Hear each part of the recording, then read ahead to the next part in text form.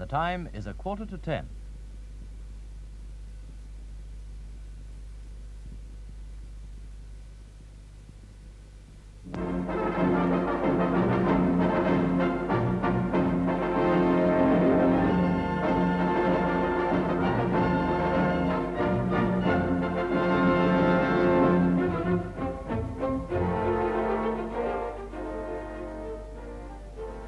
Those votes are being counted in Hammersmith, and the same scene will be going on tonight in about 380 other constituencies up and down the country to decide the result of this 1959 general election, one of the most exciting and dramatic general elections of the present century.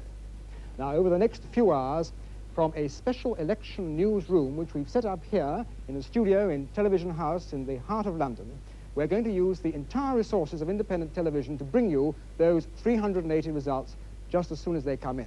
And the rest of the 630 constituencies in the country will be counting tomorrow morning, and we'll bring you those results too. Now, the first result should be announced within the next half hour, quite possibly sooner. And there's always a tremendous race among a number of towns to be first with the news. In 1955, at the last election, it was Billericay.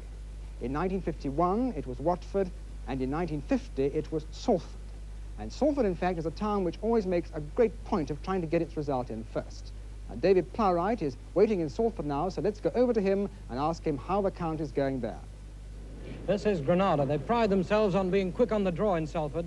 It's now 40 minutes since the first ballot boxes spilled out of cars and buses and were rushed up here for the 370 counters to start work. It's been a fairly heavy poll. Already a crowd's gathering outside, waiting for the result, which should come in perhaps less than 10 minutes. I said earlier it was 6-4 on Salford West being first. Now I'm not so sure. It's neck and neck, so back to London. Well, we should be coming back to Salford pretty soon, it seems to me. Another constituency that's often early with its result is Watford. Let's go over now to Neville Barker in Watford to see how the count's going there. And in the town hall here at Watford, 104 counters with 104 overseers are under orders to be accurate in this marginal constituency, won by only 1,717 votes in a straight fight last time. This time there's a Liberal in the field.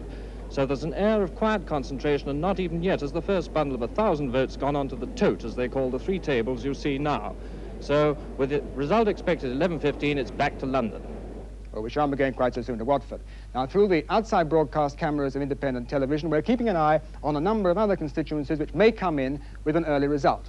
If you look at this map, altogether you can see that we've got OB cameras covering the entire country. Up in Glasgow, we're watching Scotland. In Cardiff, we're watching Wales. We've got a camera down in Bromley, Mr. Macmillan's constituency, but we shan't be getting that result until tomorrow. And we've got cameras in Leeds for Mr. Gaitskell's constituency, and we shan't be getting that result, but I think a bit later. Now, the constituencies where we may be getting early results are Exeter, Cheltenham, Southampton. There are two constituencies there. Sutton and Cheam, Hammersmith, Watford, Billericay, Manchester, 2 seats there, and Salford. But, of course, the first result may come from somewhere we don't expect, some town clerk somewhere may be about to catch us out. If he does, we'll get the result from the Press Association and the Exchange Telegraph on their teleprinter machines here in this studio. Now, to explain to you how this will work, here is Brian Connell, who with Tony Brown will be joining me in bringing you the election news throughout the night. Anthony Brown will be spelling Ian Trethowne and myself during the night as and when needed. Hello there. We'll see you later, Tony. In the 14 counting rooms where we have outside broadcast cameras, the results will normally be given by the town clerk or the returning officer. For those of you who are taking detailed notes, we shall be showing a card confirming the figures on the screen. And I shall be giving you the rest of the results from the studio with such comments on changes in seats, comparisons with the 1955 election, and personalities as may seem significant. Behind me is part of the battery of teleprinters carrying the special election service of the Press Association and Exchange Telegraph. This will be processed by our editorial staff, some of whom you'll see here with our senior sub-editor Trevor Barnard.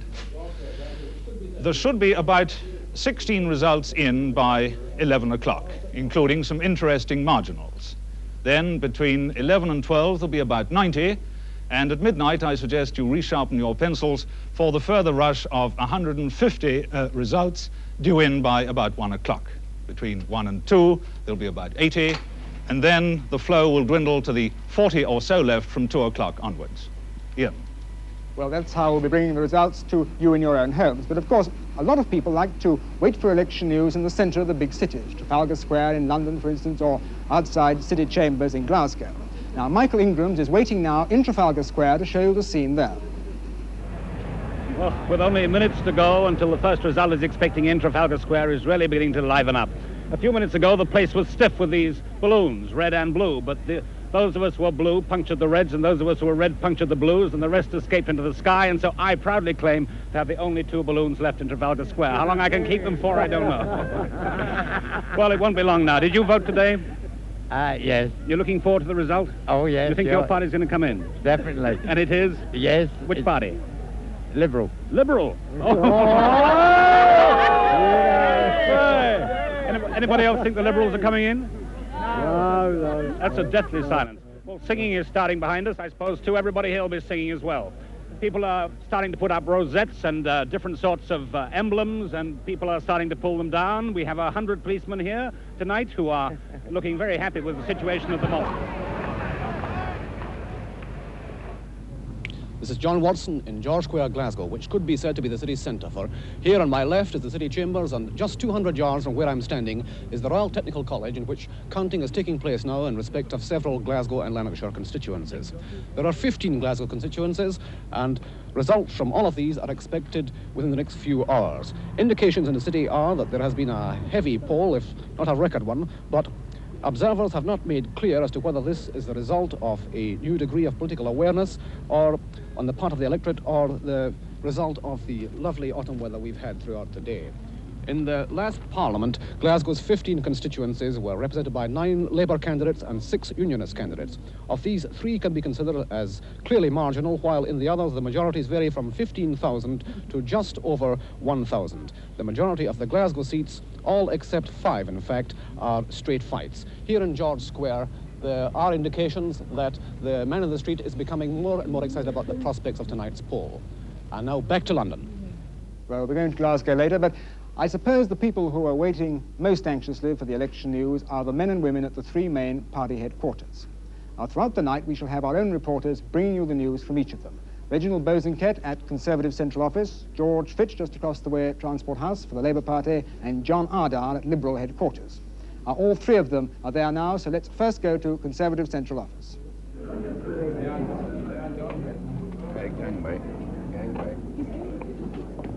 Well, you've caught us here in the lull before the action begins, but I think I can safely say that there's no place in the country where the first result is being so anxiously awaited or with so much interest. Here is, in fact, Conservative Party headquarters in Smith Square, Westminster. Smith Square has, in a way, been the main battleground of this election campaign, because I'm standing in front of the Conservative Party headquarters, and just 50 or 60 yards away is Transport House, the headquarters of the Labour Party, where we'll be going in a moment. Well, here, the Conservative Party headquarters is where Lord Hailsham and Lord Poole, the organisers of the party, have been running their campaign, giving press conferences and television interviews. Tonight they're being rather reticent, and they haven't arrived yet, and they won't be appearing in front of our cameras for a while. We hope to show them later, but now over to Transport House, Labour Party headquarters. Well, Mr. Phillips, I know the first result will soon be crowding us off the screen, but would you care to stick your neck out? Well, why not wait for the first result? I'll wait with you. In any case, we're as confident as we were. The high poll is, I think, generally beneficial, but in any case, whether win or lose, I prefer to lose with a high poll than to win with a low one, where people felt that they hadn't got the confidence in the new government. Would you care to give us any pointers to what you think viewers should look for as what would decide the result? Well, what you've got to look for, of course, is the percentage swing in a number of areas. You don't need to wait for the lot. For myself, if, for an example, we increase our percentage of the total poll in the 2 Salfords, in Blackburn, in Edgehill, Liverpool, in Kirkdale, Liverpool, in Reading, in Eton and Slough, and in Acton, there's no longer any Conservative majority. And then, of course, there'll be a number of seats that will be won on organisation and by changes in population. So if you win those, you're in? Well, no, not win. If we increase our percentage of the poll in those by 2%, I should say there's a Labour government. Well, let's hear for a moment from the Liberals over now to Liberal headquarters. Mr. Byers, how have the Liberals done today, do you think? Well, I hope we've done very well. I think we've done very well. And certainly if there really has been a high poll, then I think that ought to help us. Certainly the reports have been very hopeful. On the other hand, people seem to have been fairly secretive. Politicians have often been accused of misleading the public. This time it looks as though the public's getting its own back and misleading the politicians.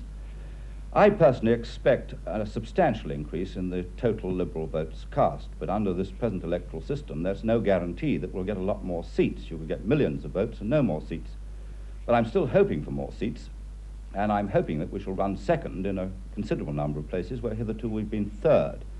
Now tonight we shall be watching very anxiously indeed North Devon and Rochdale results, because that'll give us some indication on seats. And as far as the Liberal voting trend is concerned, we ought to see something from the three of the seats we didn't fight in 55, Billericay, Cheltenham and Exeter, and two where we did, Ipswich and Richmond. All I can say is we're full of hope and ready for anything. Well, thank you very much, Mr. Byers. And now back to Television House. Well, we know that Salford is getting very close to its result, but one constituency which we know is also trying to get in with a very quick result is Billericay. Now, Bill Allenby is waiting there, so let's ask him how the count is going. The chap standing there now, the deputy sheriff. And here at Billericay, we're just waiting for the result. There you see the High Sheriff, Major Benyon Hoare, on the left, talking to the deputy acting officer, Mr. Hatt. And our information here is in about 2 minutes or so we shall have the result here at Billericay.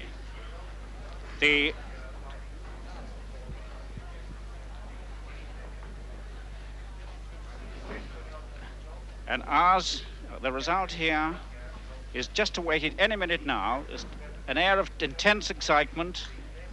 The people in the hall, all the tellers and counters you see in the foreground, have done their job, and they're waiting for just the last final checks.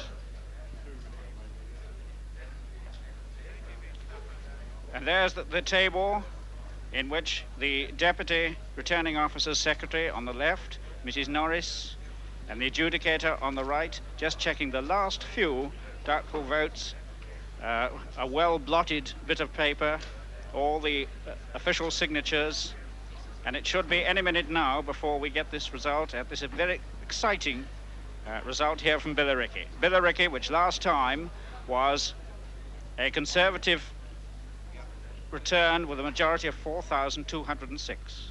This time he has a Liberal opposition to him, and also there are about 20,000 new people who have moved into Basildon New Town. We've just got a sign from the returning officer to say that it'll be under 1 minute now before we get the result. And there are the candidates. On the left you see Mr. Gardner, the Conservative candidate, and with the fair hair, and on his right with the bow tie is the Liberal, Mr. Sheldon Williams, and on Mr. Sheldon Williams' right, I'm afraid shielded by the High Sheriff at the moment, is Mrs. Smythe, the Labour candidate. And this is a great moment, a most intense moment for them, because there's Mrs. Smythe. Now, can this influx of people and the Liberal vote turn it in her favour? That is the great question which have been waiting here from Billericay. A Liberal intervention, 20,000 people brought into the constituency. Just the final counting now. And it's just coming up now, and I'll keep quiet and we get ready for the official result from Major Benyon Hoare, the High Sheriff. And here it comes. Now, ladies and gentlemen, before the High Sheriff reads the result, I will offer the figures to the candidates and ask them if they need a recount. Now, that is the official time now in which the candidates are asked if they want a recount. If the vote is very close, one of them might want a recount, but Mr. Gardner says no, the Liberal says no, and here's the result. Here is the result. Edward Lucas Gardner, 29,224. Peter Miles Trelawney Sheldon Williams, 9,347.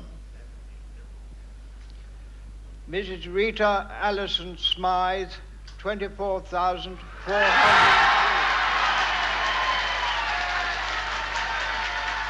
that great cheer means that Billericay, in spite of the 20,000 new people, in spite of a Liberal intervention, is still a Conservative seat. Please. I declare Edward Lucas Gardner has been duly elected to serve as a member to the Billericay constituency.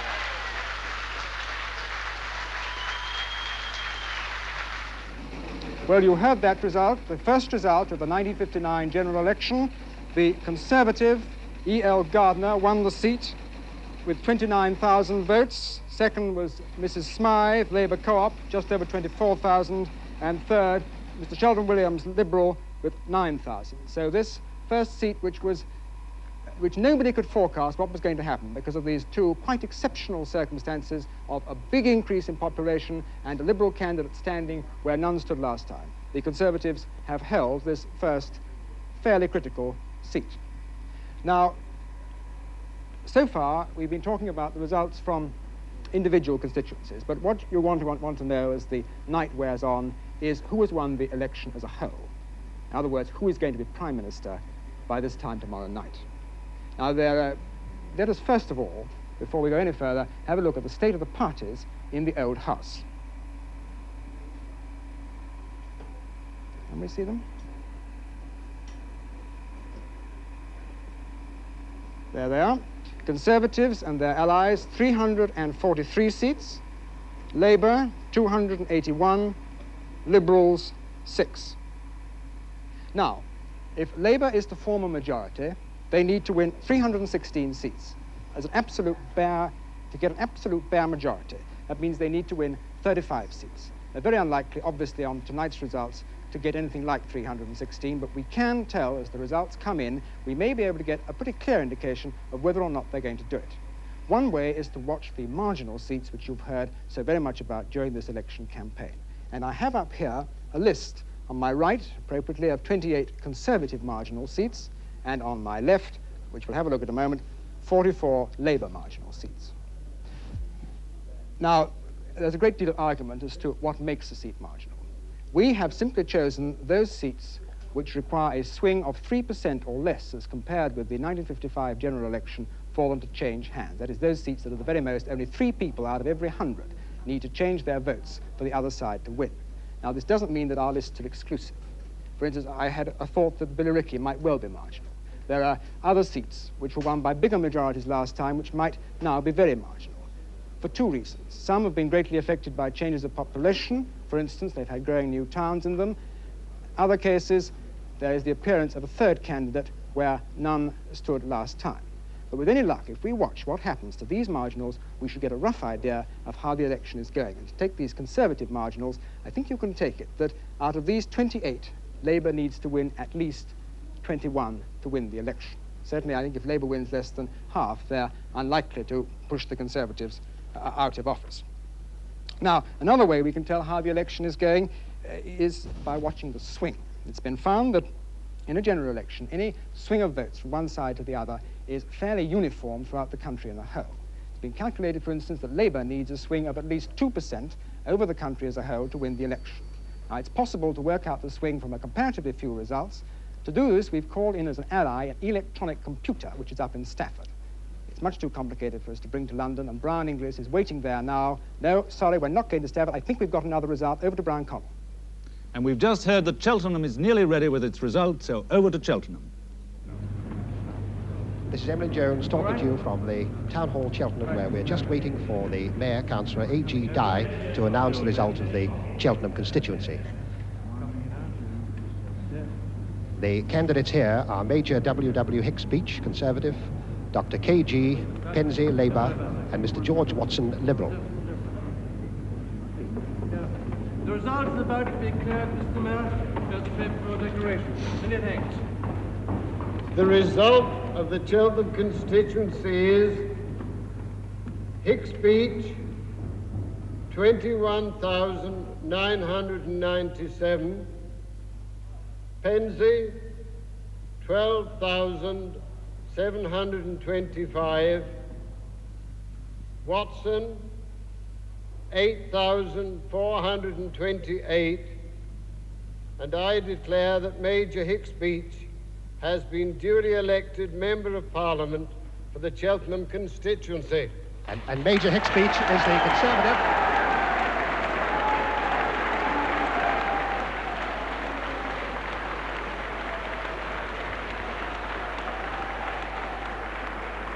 And so Major Hicks Beach, who's been the member here since 1950, and he's the Conservative, has been elected and increased his majority with a very heavy poll here at Cheltenham of something over 80%. And the Liberal has polled well over the safety margin and will not forfeit his deposit. Opposition candidates, we would all like to thank you very much for the very efficient way you conducted this campaign, and your staff have been so extremely helpful. That was Major Hicks Beach speaking, and now Emmeline Jones handing you back to London. I think we're just watching a result come up. No, but Sutton and Cheam, I think we're going to get any moment now. In the meantime, that result you heard from Cheltenham is... No, here we are. Is it coming? No.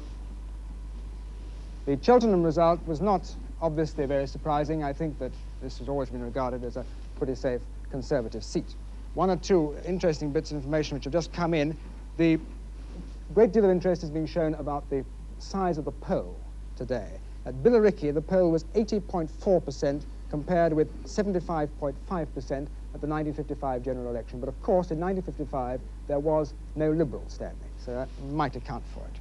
Now, this swing I was just talking to you about previously, the Billericay result shows a swing from the Conservatives to Labour of 0.9%, just under 1%. You remember that I told you that it's been calculated that Labour needs a swing of 2% if it's to win the election. But it's really, I think, very unwise to draw any very profound conclusions from this one result. I think Brown's got some news. Brown? We are going over to Stafford to see what our electronic computer has to say about these early results. Over to Stafford to Professor Kendall.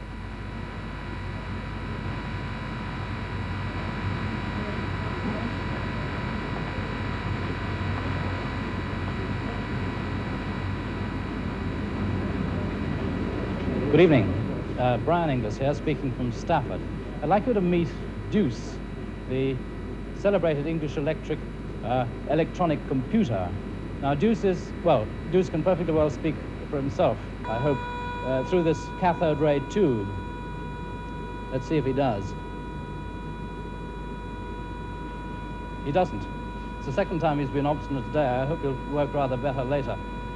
Deuce is an electric brain, which operates not very differently to a human brain in some ways. That is to say, it takes in stuff which you give it, facts and figures, and it uses them as you like.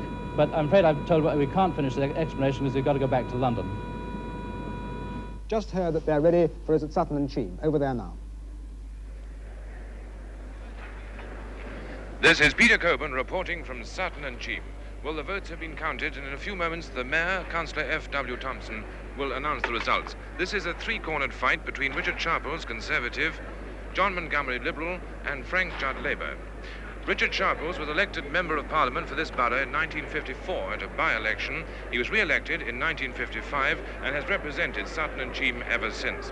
He's Private Secretary, or has been Private Secretary to the Minister of State for Foreign Affairs, and later the Home Secretary, Mr. Butler.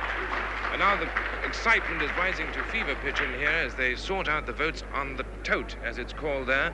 Those votes are arranged first in hundreds, bunches of 100, and then in thousands, as you see them marked there. The reading from left to right, once again, is Mr. Judd, Labour, Mr. Montgomery, Liberal, and Mr. Sharples, Conservative. Frank Judd, the Labour candidate, is 24 years old, and he was born and bred here in Sutton. He's recently served in the Royal Air Force as a flying officer in the education branch. Mr. Montgomery, the Liberal candidate, has lived in this borough for 12 years. In actual fact, he's a Scot, he's a barrister, and his particular interest is housing. He's, in fact, written books on rent control. And now you can see huddling round there the people finally checking the votes. Seated at the table is the Mayor, Councillor Mr. Thompson, and incidentally this is a record-breaking run for counting the votes in this borough. Last year they got the results out at 10:33. It's now more or less 10 past 10, which is well within the limit set them, and they tried out day before yesterday. They had a run on how long it would take to cast the votes, and Mr. Priestley, the town clerk, said he clocked out at 38 minutes. Well, they've clocked out at approximately 40 minutes, which is quite an effort. 80 people have been involved in counting the votes here, counting the supervisors, and they've been split up into 8 tables, 10 people at each table. The ballot boxes have been 23 in numbers, so we've had a great crew here working very hard indeed, and now all they have to do is wait.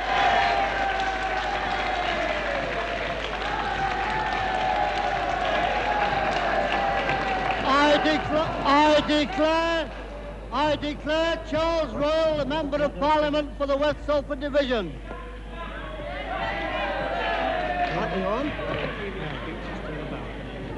This is Salford West. The speeches will be made on the balcony. Salford West, the result has just been declared.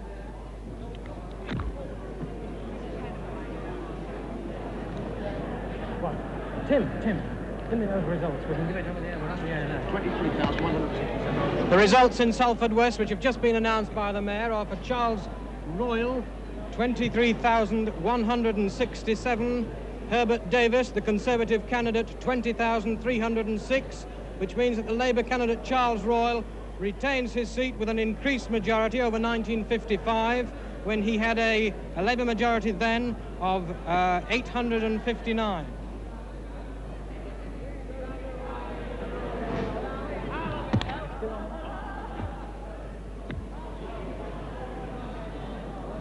Here you can see the scene now in Salford West. They're all crowding round the candidates. Any moment now they'll be moving out onto the balcony outside.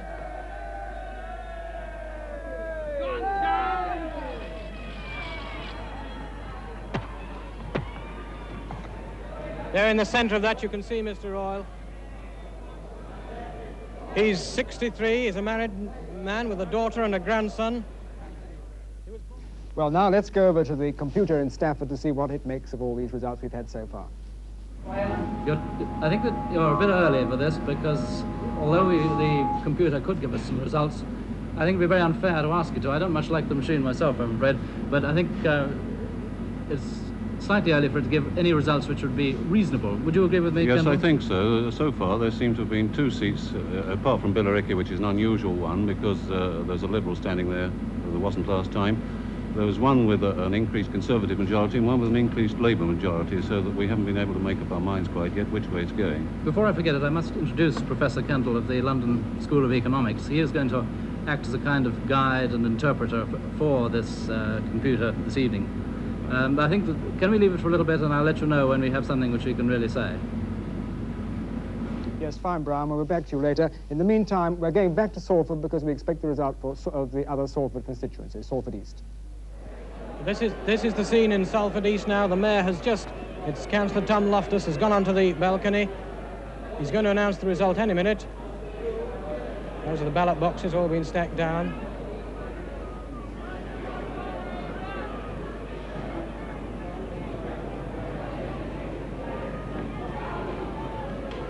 There's a big crowd outside this City Art Gallery of Salford. Crowds have been gathering here since 10 past 10, since ballot boxes were arriving in corporation double-decker buses and cars.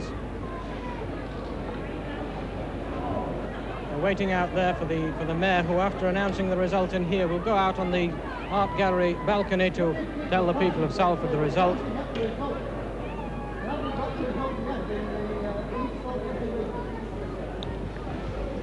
We're expecting Alderman Loftus to announce the result any minute.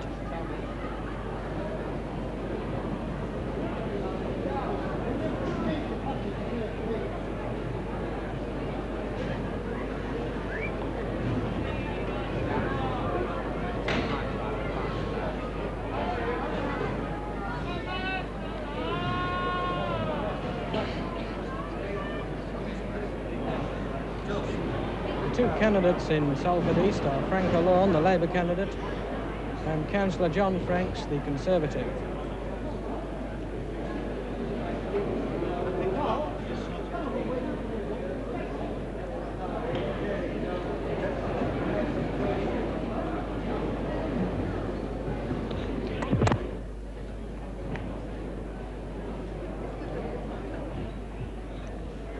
It looks as if the mayor...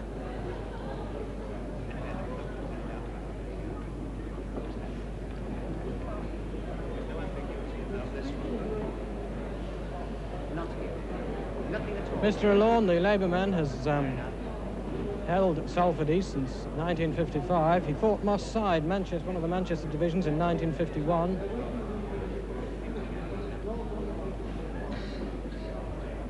He was educated locally at Manchester Grammar School. He's a qualified chartered accountant. He was once an industrial correspondent of one of the national daily papers in Manchester.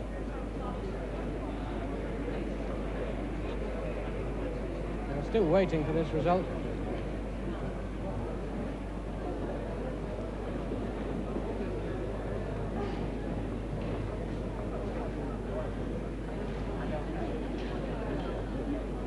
Conservative candidate, Councillor John Franks.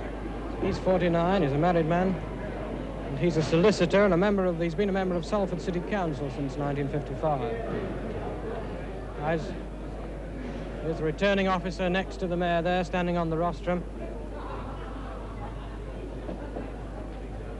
He's handing the papers to the Lord Mayor. Alderman Loftus looks as if he's about to make the result. The result in the East Salford division is as follows. Frank alone, 20,639. John Hyam Franks, 17,171. I declare Frank alone elected Member of Parliament. There it is then, Frank alone has held the seat for Labour. He's held the seat for Labour with a... Looks like a slightly increased majority over 1955. In 1955 he had a 1,728 majority, so that's increased. And now back from Salford to London. Let's first just check on the two of the results that you've heard from the OB units so far. Brian. Well, for those of you who didn't get the figures down when they were announced from the counting stations, here is the result for Billericay. E.L. Gardner, Conservative, 29,224. Mrs. R.A. Smythe, Labour and Cooperative, 24,402. P. Sheldon Williams, Liberal, 9,347. The majority, 4,822. And for Cheltenham, just to confirm, Major W.W. Hicks Beach, Conservative, 21,997. Dr. K.G. Penza, Labour, 12,725. G. Watson, Liberal, 8,428. Majority, 9,272. Ian. Now, for another result, we're going back again to Sutton and Cheam. This is Peter Coburn reporting again from Sutton and Cheam. There's been a slight hold-up, but now the candidates have agreed the figures, and in a few moments the mayor, who you see sitting, well, he's standing at the table there, will be announcing the results. The man sitting down is the town clerk, Mr. Priestley, and he is surrounded just in front of the station by socialist reporters on the right of the stage, and here just below me, I'm on the left of the stage, the conservative supporters. Everyone's moved forward very slowly, very gradually, awaiting this result.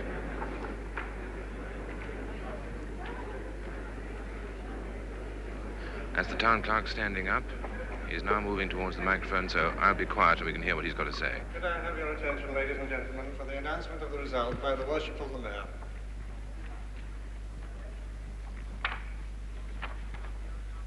Parliamentary election, Sutton and Cheam constituency. I hereby declare that the number of votes given for each candidate at the election was as follows. Judd Frank Ashcroft, 11,946. Montgomery John, 7,600. Sharples, Richard Christopher, 27,344, and that Richard Christopher Sharples has been duly elected to serve as member for the Sutton and Cheam constituency.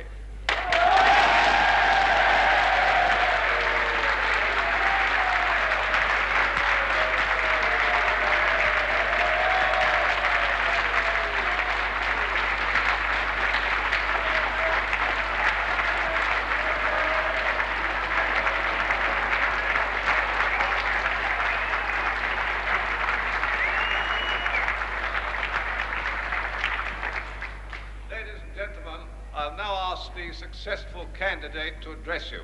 Mr. Richard Sharples. Well, there's no change there. That was another seat which was normally regarded as being pretty safe for the Conservatives.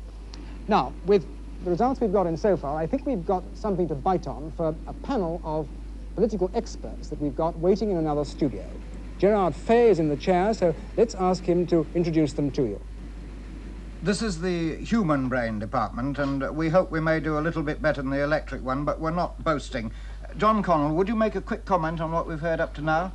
I think that at the moment, you can't possibly even rival the electronic brain or get into a temper with it, but I would think that with slightly higher Labour majorities interesting in Salford West and East, it looks as if the Tory majority in the House of Commons will be cut a bit, but will be 30 to 40. Robert Carvell. Well, I would go further than that. On the basis of these two Lancashire results, I'd say that the parties would be running neck and neck. On the other hand, of course, Lancashire doesn't spread to the whole country, and it may well be that the rest of the country isn't swinging to the left quite so violently. What about Billericay, Harold Hutchinson? Billericay is a surprise to me. I thought Labour stood a chance of winning it. But the two Salford results confirm, I believe, that Labour Party will win with a majority of between 6 and 20. Ah, you're sticking your neck out I'm already. sticking to it.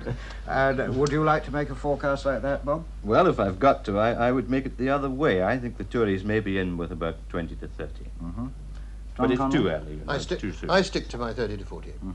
Well, now, I haven't explained exactly who these people are, because we thought we'd better get our first comment over quickly. John Connell is a Tory, a true blue Tory. Robert Carvell works for the London evening Liberal newspaper, The Star, and Harold Hutchinson is on the Daily Herald. I work for The Guardian. And throughout the evening, we're going to do the best we can to interpret. We haven't got electric brains, but up to now, I think we still have got some sort of impression which didn't come from Stafford. I'd still like to know if somebody doesn't have a real comment to make on Billericay. John Connell. This, I think, is extraordinarily interesting. I was very interested in Hutchinson, thinking it might go over. I was very interested in the Liberal figure, 9,000 odd.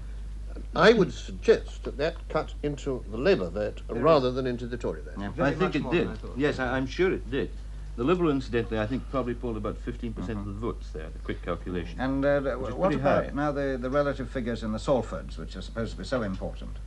Well, I've had a very quick go at that too, and I would say that taken together, there's probably a swing of somewhere about 2% to Labour. Yeah. Which, of course, isn't spread over the whole country uniformly, isn't just quite enough for Labour to get a majority tomorrow. And we've no reason to believe it will be spread. But we've no reason at all. No. Does that cheer you up, Harold? Well, I expected it to happen in Lancashire. If the rest of the country were the same, obviously, it would indicate a change of government. The sort of league table of constituencies coming in first seems to have been a bit upset this time, doesn't it? Where's Watford, for instance? Yes, Watford hasn't turned up at all. There are one or two others missing too. Stretford was due at some time. Accrington's coming fairly soon, I think, too. Cheltenham, now, does Cheltenham tell us anything at all? Well, I think it does, you know, because by the look of it, the Liberal at Cheltenham is again polled very high, somewhere probably about 20%. Well, now, if they're doing that at Cheltenham, the chances are that in the West Country as a whole, they're going to poll fairly high. Yeah. And there are, of course, these interesting seats in Devon and Cornwall where they... But Cheltenham, after all, is a constituency that has changed in character enormously in the past 10 years. It's supposed to be occupied almost entirely by people like you. May I make another point? It does look at Cheltenham as though the arrival of a Liberal candidate this time has taken at least as many votes from the Labour man as from the Tory, probably more. Would you like to project yourself forward a bit now and say what you think would happen in the West Country if the same sort of proportion turned up? Well, of course, the it Liberals would have to be more. But I have in mind two seats, North Cornwall and North Devon in particular, where the Liberals are running second or possibly going to win. If the Liberal vote goes up there, as it appears to, as this Cheltenham result indicates it might, then they might take one of these seats. Yeah. Harold, would you like to extend a little your comment about Lancashire? And I'm sorry you're not going to have time to do that just yet, and we're going back to Ian Trethowan in the newsroom. Sorry we had to cut into that, but we want to go up and have a look at the election night in Yorkshire. Over now to Leeds. This is Granada at Leeds Town Hall, Barry Heads reporting. We're waiting for the results of 6 constituencies here in the Victoria Hall of Leeds Town Hall, and probably the one on which public attention is most focused is the constituency of Leeds South. This is the constituency of Mr. Hugh Gaitskell, the Labour leader. Down there on the floor you can see the counters counting the votes in that constituency. Although the result is not expected yet for some considerable time, probably 3/4 of an hour or an hour, and in fact that is likely to come third in the list of the 6 Leeds constituencies which are due to be announced tonight.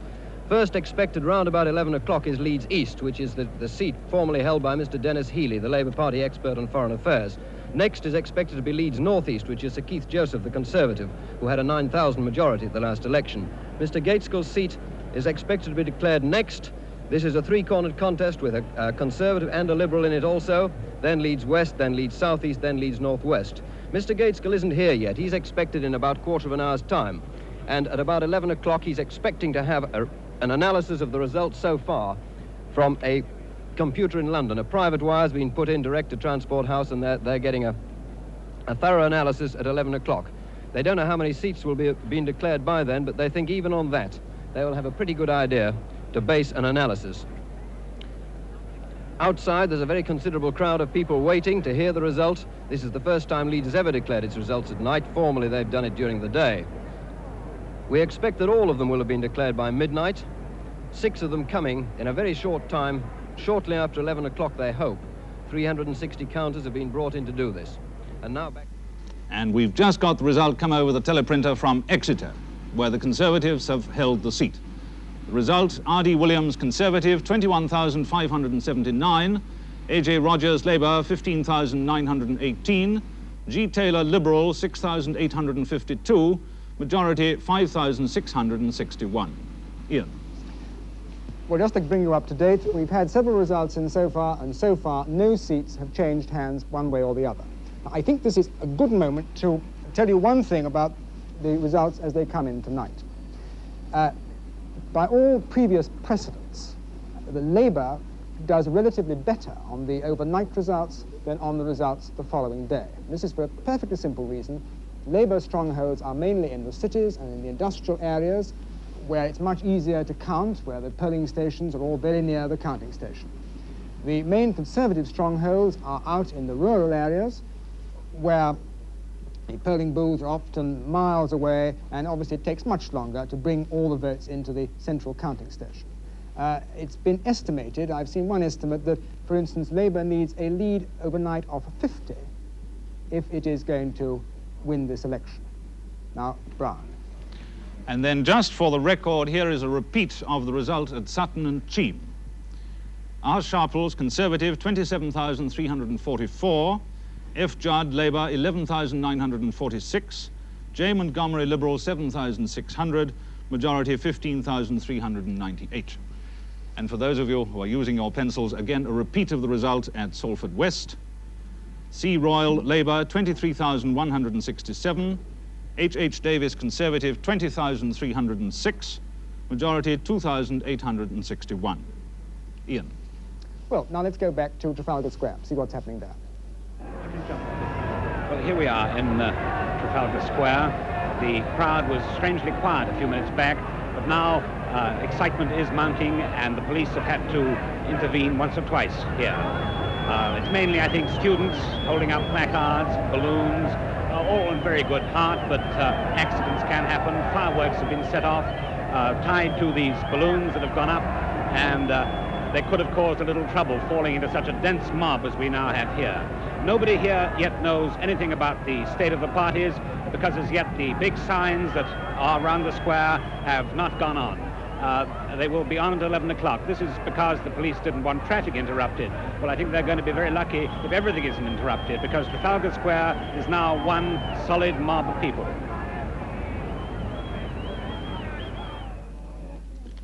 Now, one repeat result from Brown.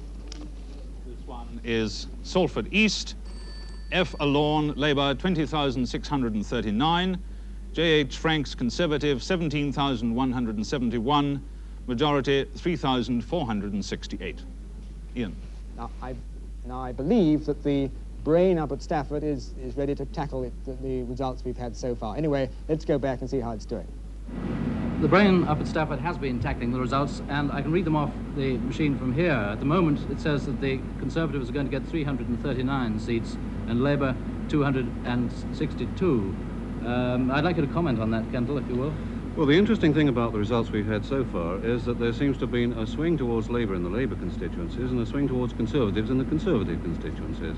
But the swing in the Conservative constituencies is heavier than the other way around in the Labour constituencies, so that on balance, the average swing is towards Conservative. This means that they will at least hold the majority that they had at the general election, and it looks as if they may even increase it. Is this going to be affected at all by the percentage turnout, by the large number of voters? No, the turnout, as we rather expected, looks as if it's going to be a good deal heavier than it was last time. I don't think it'll attain the record, but it's somewhere in the neighbourhood of 78 to 80%, which is a very good turnout indeed. The Deuce hasn't really settled down to a really proper forecast yet, so it's just leave for a bit and try again later. Well, now, you heard that Professor Kendall said the turnout so far was 78 to 80%. This is, as he said, slightly higher than in 1955, when it was 76.8, nearly 77%, but it was lower than in 1951, when the turnout was 82.6%, and a good deal lower than in 1950, when it was 84%. But of course, this is only a turnout based on the first few results. Now, I was telling you earlier on, well, this important point about the need for Labour to pile up a fairly considerable lead on the overnight results. I'll just give you one example of what I mean. In 1950, Labour had an overnight lead of 60. As you remember, that was the famous election which brought a very thrilling finish on the next day when Labour's lead was cut to 7. So bear that in mind as the results come in. Brian. Now let's go over and have another look at that scene in Trafalgar Square with Michael Ingrams. Well, back in Trafalgar Square, I can tell you the results so far, which is that everyone seems to be pretty even with Labour slightly ahead. Does that surprise you? No. Why did you come here tonight? Just to see what was happening. Just to see what was happening. You came to see the crowds, did No, you? I hope to see a Conservative victory. Uh-huh. I see. Did you come to Trafalgar Square to see it? I came from Glasgow to see it. Came from Glasgow to see it. And you, sir, now that you're waving at the camera, why not talk to me for a moment? What sort of victory do you want to see here? Labour. Did you come here to see the crowds, or did you just come to see the results? The results. Uh-huh. And did anybody... Yes, I would like to say something. You say something. Yes, very much indeed. What I is- have come to say, I'm glad to get hold of you. I was hoping for this. Because I want to say that whatever government get in are a lot of cheats. I wouldn't go the length of my finger to vote for any of them. For they have cheated the widows. Shut up a minute. I have something to say. Yes, I have something to say. You didn't vote for anybody? Nobody, because I'm a widow. Anybody else here not vote for anybody? Denied of a pension. It's time they gave the widows some justice for the widows. Can I have my microphone back? Well, that's one person's opinion. Did anybody else here not vote at all? Who? You, why did you not vote? Justice for widows. The whole reason I didn't vote is I don't think much of any of them. You don't? No, I'm waiting for Liberal revival, and when there is, then I will vote for them. And then what are you doing in Trafalgar Square? Have you come to see the crowds, or have you just come to... Well, I've come to see the crowds. I hope to see the Conservatives back this time with a much smaller majority. I don't want the Socialists in at all, because they'd absolutely wreck the whole thing. I hope the Tories don't get a bigger majority than they have got, because they'll probably get back much the same way as they were before. Uh-huh. Anybody else got any strong feelings here? We seem to have some really strong ones coming along. What? You want to take my picture? Take his picture. He wants his picture taken. Stand back. There. Okay? Yes. Do you know who's the leader of the Conservative Party? No. Macmillan then. Macmillan! Look, and who's the leader of the Labour Party? Gaitskell. Oh, he told you. Well, you don't have to worry about those things for a few more years yet, do you? No. Well, I hope Labour wins the election. You hope Labour wins the election. Well, everybody here's got their own hopes. There's certainly a lot of people here, aren't there? Yeah. Well, the singing was going on a moment ago. I suppose the students have stopped it, have they? Over there. Over there, was it? Yeah. He knows, doesn't he? You'll put the well, who else feels any? Have you come here just to see the crowds, or To see the results, mainly. to see the results? Yes. Rather than stay at home with the radio. I think the lady there was one of the original don't knows. Now, I gather they may be ready for a result in Hammersmith, so let's go over there.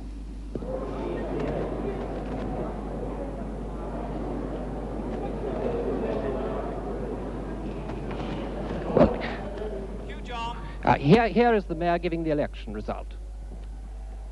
The 8th of October, 1959.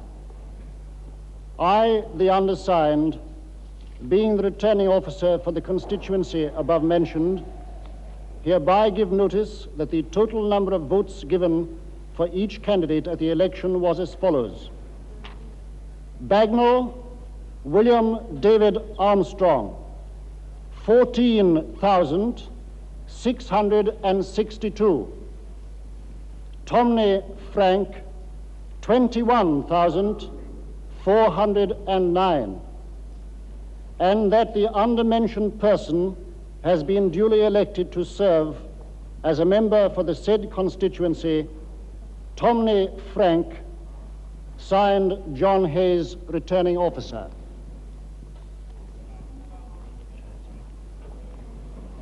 So the result here at Hammersmith North is that the sitting member is returned once again.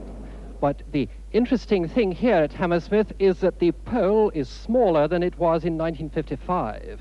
In 1955, it was a 77% poll. This time, it is down to 70%. And first of all, I want to give thanks to the returning officer and his staff for the efficient way and the courteous manner in which they've conducted the poll today. It's been a straight contest. Both sides have worked very hard, and it's been an election in the best traditions of British electioneering. I don't think I could say more. Right. But in view of the large number of removals in constituencies in London, I think that we can look upon this result in the Labour Party with great favour. The electorate is down by 7,000 from 1955, and our percentage total of the difference of votes is about equal. So taking it all round, it's a very gratifying result. I would now like to extend to Mr. Bagnall my personal thanks, the thanks of the party, for a very clean and sporting contest, and we hope he has better luck but somewhere else. Thank you very much.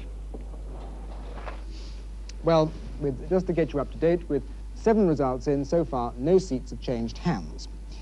As I said before, a great deal of interest attaches to the size of the poll. You heard that at Hammersmith it was lower than before, but in the first 5 constituencies which declared, the poll was up to just over 80% compared with 77% in 1955.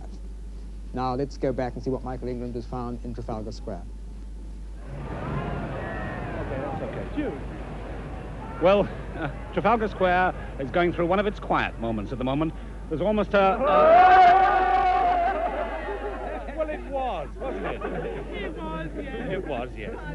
I don't know why. It has this period. One moment everybody's singing and laughing and balloons are going up and students having posters torn down, and the next minute we get a terrible hush over everything. Why do you think that is? I wouldn't know at all. You have the same sort of thing in Scotland. You come down from Scotland too? Me, no, I'm born and bred here. Yes. I wasn't going to that heard you speak, was I? Now I know. Yeah. And here is the result from Burnley. No change in a Labour seat. The figures: D. Jones, Labour, 27,683. E. Brooks, Conservative, 20,902. Majority, 6,781. Slightly up since 1955. And now let's go back and have another look at Trafalgar Square. We're going over to Watford now. We're in the middle. You may find we're in the middle of a speech, but let's see what's happening. Sorry, no Watford. So let's go back to Michael England in Trafalgar Square.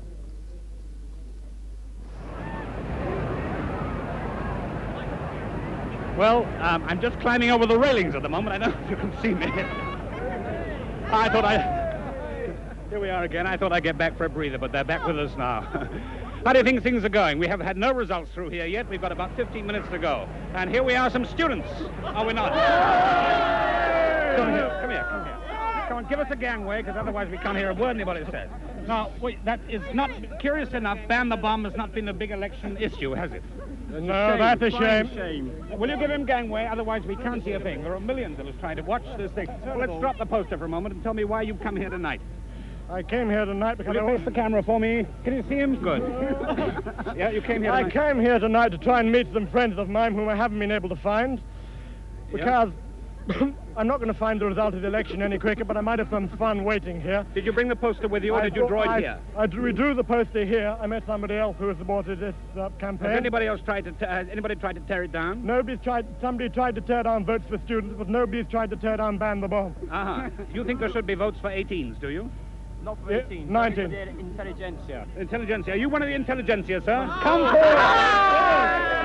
Ladies and gentlemen, let me introduce you to a member of the intelligentsia. Thank you, my friends. How are you going to distinguish between students and intelligentsia? I should have thought that there was no distinction. All students are intelligent. I see. Only students should have the vote. But of course. Do we agree with that? Only students should have the vote. But of course. Yes! Education. Never, they ruin the country. Shut up. Oh, I don't think we'll ruin the country, will we? You go back to Wales.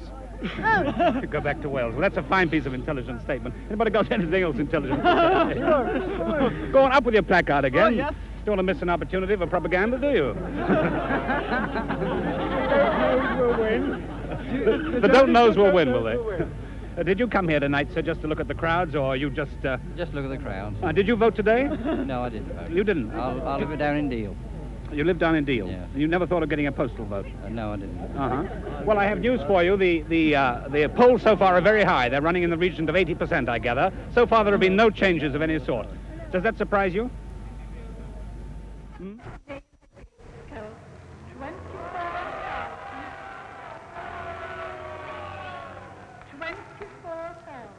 24,442.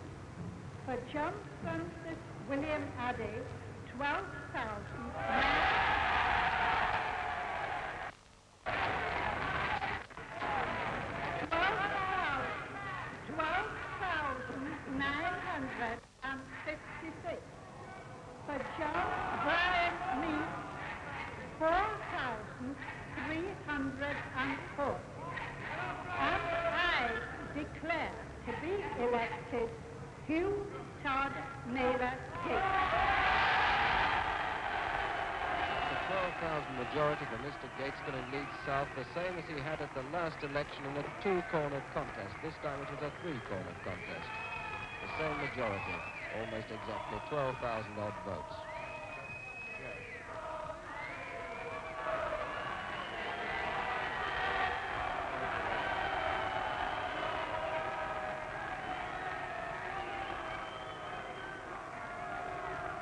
To repeat the figures once more. I'd like to express to the electors of South Leeds, I should like to express to the electors of South Leeds my great appreciation of the fact that again in 1959 they have chosen me to be their Member of Parliament.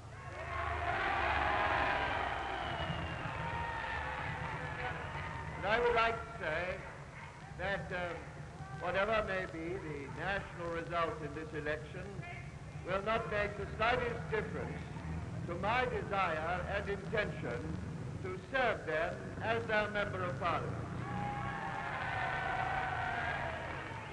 I shall hope to look after their interests regardless of politics in the coming years as I have endeavored to do in the past. I should also like to take the opportunity of expressing my special thanks to all those supporters of our party who have worked so hard in this election. I have a special reason for that, because I happened, unfortunately, not to be in the constituency for very long during the election. And from the Leader of the Opposition back to the backbenchers. I'll read again that result from New Forest, where we were interrupted. No change in a Conservative seat. Colonel O.E. Crosthwaite Eyre, Conservative, 29,949. R.C. Mitchell, Labour, 13,667. Majority, 16,282. Darwin, no change in a Conservative seat. C. Fletcher Cook, Conservative, 27,483. J.T. Park, Labour, 19,141. Majority, 8,342. Dunfermline Boroughs, no change in a Labour seat. Dr. A. Thompson, Labour, 23,478. W.A. Elliott, National Liberal Conservative, 14,744. Majority, 8,734. Leicester North East, no change in a Labour seat. Sir Lynn Ungoid Thomas, Labour, 19,421. Miss Anne H. Spokes, Conservative, 17,990. Majority, 1,431, down from 5,170 in 1955. Ipswich, no change in a Labour seat. Dinglefoot, Labour, 25,858. J. Cobbold, Conservative, 22,623. Miss M. Sykes, Liberal, 14,359. Majority, 3,235. Kilmarnock, no change in a Labour seat. W. Ross, Labour, 25,379. Ian McNaught, Conservative, 15,087. Majority, 10,292. Leicester South East, no change in a Conservative seat. W. J. Peel, Conservative, 28,390. D. J. Williams, Labour, 13,760. Majority, 14,630. Ian.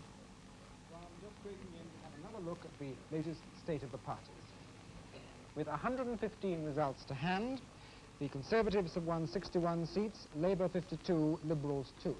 The Conservatives have gained 4 seats, all from Labour. They have lost 1 seat to the Liberals. That was North Devon, where Jeremy Thorpe has won. Now, for more results, back to Brian. Crewe, no change in a Labour seat. S. Schofield Allen, Labour, 22,811.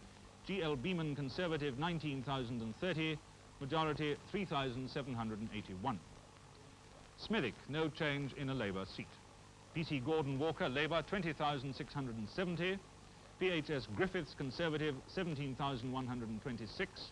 Majority, 3,544. Manchester Gorton, that we've already had on the screen, but I will just confirm the figures to you for those who are copying them down. No change in a Labour seat. K. Ziliakis, Labour, 23,337. H.D. Moore, Conservative, 22,480. Majority, 857. Ian. Just breaking in, Brian, to say that we've just got the rush that Sir Winston Churchill has been re-elected in Woodford. Brian. I'll give you those figures when they come through. In the meantime, London, Paddington South, no change in a Conservative seat. R.A. Allen, Conservative, 16,006.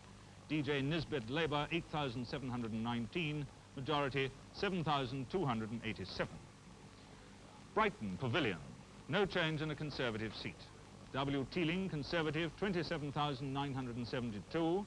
R.G. White, Labour, 11,998. Majority, 15,974. Ian. Brian, just breaking in, we just have the news of a 5th Conservative gain from Labour. This was at Glasgow, Kelvin Grove. You'll remember that this was the seat which used to be held by the late Walter Elliott. This was lost at a by-election, and now the Conservatives have regained it from Labour. We'll give you the figures later. In the meantime, for more results, back to Brian. Ruislip Northwood, no change in a Conservative seat. F.P. Crowder, Conservative, 23,480. J.L. King, Labour, 10,424. R. Walker, Liberal, 7,295. Majority, 13,056. Manchester Openshaw, no change. W.R. Williams, Labour, 24,975. M.B. Schofield, Conservative, 16,537. Majority, 8,438. St Albans, Hertfordshire, no change in a Conservative seat. V.H. Goodhue, Conservative, 23,157. L.W. Carroll, Labour, 14,650. W.A. Jones, Liberal, 5,948. Majority, 8,507. Glasgow, Mary Hill, no change in a Labour seat. W. Hannon, Labour, 21,893. N. Adamson, Conservative, 12,311. Majority, 9,582. Liverpool, Edge Hill, no change in a Labour marginal seat. A.J. Irvine, Labour, 19,725. J. Norton, Conservative, 19,026. Majority, 699, down from 1,120 in 1955. Glasgow, Springburn, no change in a Labour cooperative seat. J.C. Foreman, Labour cooperative, 16,297. E.M. Taylor, Conservative, 10,167. F. Hart, Communist, 1,235. Majority, 6,130. The Communist candidate loses his deposit. Liverpool, West Derby, no change in a Conservative seat. J.V. Woolham, Conservative, 22,719. A.D.G. Paxton, Labour, 19,386. Majority, 3,333. Liverpool, Wavertree, no change in a Conservative seat. J.D.R.T. Tilney, Conservative, 26,624. Mrs. M. Aspin, Labour, 10,392. T. Rothwell, Liberal, 5,161. Majority, 16,232. The Liberal candidate loses his deposit. Harrow East, no change in a Conservative seat. Commander A. Courtney, Conservative, 23,554. M. Rees, Labour, 17,607. Majority, 5,947. Up by about 2,600 on 1955. Romford, no change in the Labour cooperative seat. Our Ledger, Labour cooperative, 25,558. R.J.S. Harvey, Conservative, 24,951. D. Geary, Liberal, 8,228. Majority, 607. That is down from 2,625 5 years ago. Sevenoaks, Kent. J.C. Rogers, Conservative, 28,186. R.C. Ogley, Labour, 14,265. Mrs. N. Penman, Liberal, 7,819. Majority, 13,921. No change. Ian. Well, Brown, let's just have another look at the state of the parties. With 124 results in, the Conservatives have won 65 seats, Labour 57, Liberals 2. The Conservatives have gained 5 seats from Labour. Holborn and St Pancras South, Acton, Keighley, Barons Court and Glasgow Kelvin Grove. The Conservatives have lost 1 seat to the Liberals, Devon North. Now for more results, back to Brown Connell. Brighton, Kemp Town, no change in a Conservative seat. D.P. James, Conservative, 25,411. L.C. Cohen, Labour, 19,665. Majority, 5,746. Bolton East, no change in a Conservative seat. P.I. Bell, Conservative, 25,885. R. Haynes, Labour, 23,153. Majority, 2,732. London, Hampstead, no change in a Conservative seat. H. Brooke, Conservative, 25,506. Dr. D.T. Pitt, Labour, 13,500. H. Siegel, Liberal, 8,759. Majority, 12,006. Mr. Brooke was, of course, the Minister of Housing and Local Government in the last Conservative government. Ian. Well, I've just heard that the Conservatives have won another seat, Willesden East. This means the Conservatives have now won 6 seats from Labour. They have lost 1 seat to the Liberals. Now, for more results, back to Brown. Wakefield, no change in a Labour seat. A. Creech Jones, Labour, 29,705. T.M. Jopling, Conservative, 20,114. majority 9,591. Here for the record is the result of Mr. Gaitskell's constituency, Leeds South. The figures are these: H. Gaitskell, Labour, 24,442, J. Addy, Conservative, 12,956, J.B. Meeks, Liberal, 4,340. Majority 11,486. The Liberal candidate loses his deposit. Leicester South West, no change in a Labour seat. H. Bowden, Labour, 17,395. A.D. Walder, Conservative, 14,652. J.W. Ward, Liberal, 5,438. Majority 2,743. 2,000 down from 1955 when there was no Liberal candidate. Batley and Morley, no change in a Labour seat. Dr. A.D.D. Broughton, Labour, 26,781. Mrs. B. Garden, Conservative, 19,115. Majority 7,666. Ian. We're now going over to Leeds, where Neville Clark is waiting to interview Mr. Hugh Gaitskell, the leader of the Labour Party. This is Neville Clark speaking from Leeds. I have with me Mr. Gaitskell. He's just come in from after the declaration of the result of his own seat. Mr. Gaitskell, how do you feel about the situation at the moment?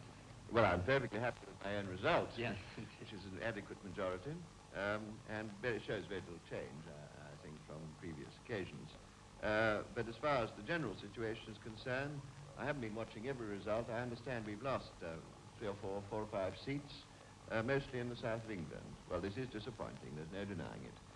But I'm not making any final comment at this stage, partly because, well, it's premature anyhow, and partly because we do seem to be doing a good deal better in the north. And, well, I can only go on hoping that we shall win some seats there to balance the losses in the south. But do you still think you have any chance of getting in? Well, I'm bound to admit it's not easy to see us doing it on the present trend. What do you think? I don't know. I think it's very premature to ask me or to try and comment really in detail on a thing of this kind when we don't even know more than a few of the results, and we certainly haven't had time to think a great deal about them. Our own electronic brain is forecasting a Conservative majority in the region of 105. Well, I don't know about these brains and so on. I'm not frightfully impressed with that. We'd better wait and see. And what do you think the reason for that? Do you think the North is going Labour definitely, sir, or not? I know. The trend, as far as I can see, in the North and in Scotland, in Lancashire and Scotland particularly, so somebody told me, is our way. And I would have thought that that was because it's the big industrial areas. Maybe they've been affected a bit more by unemployment and things like that. Are you particularly disappointed with any of the results? Any particular results? No, I wouldn't say so. I'm disappointed that we've lost these 4 or 5 seats, that's all. Well, thank you very much indeed, Mr. Gaitskell. And now back to London. Just to bring you up to date with the general picture, let's have another look at the state of the parties.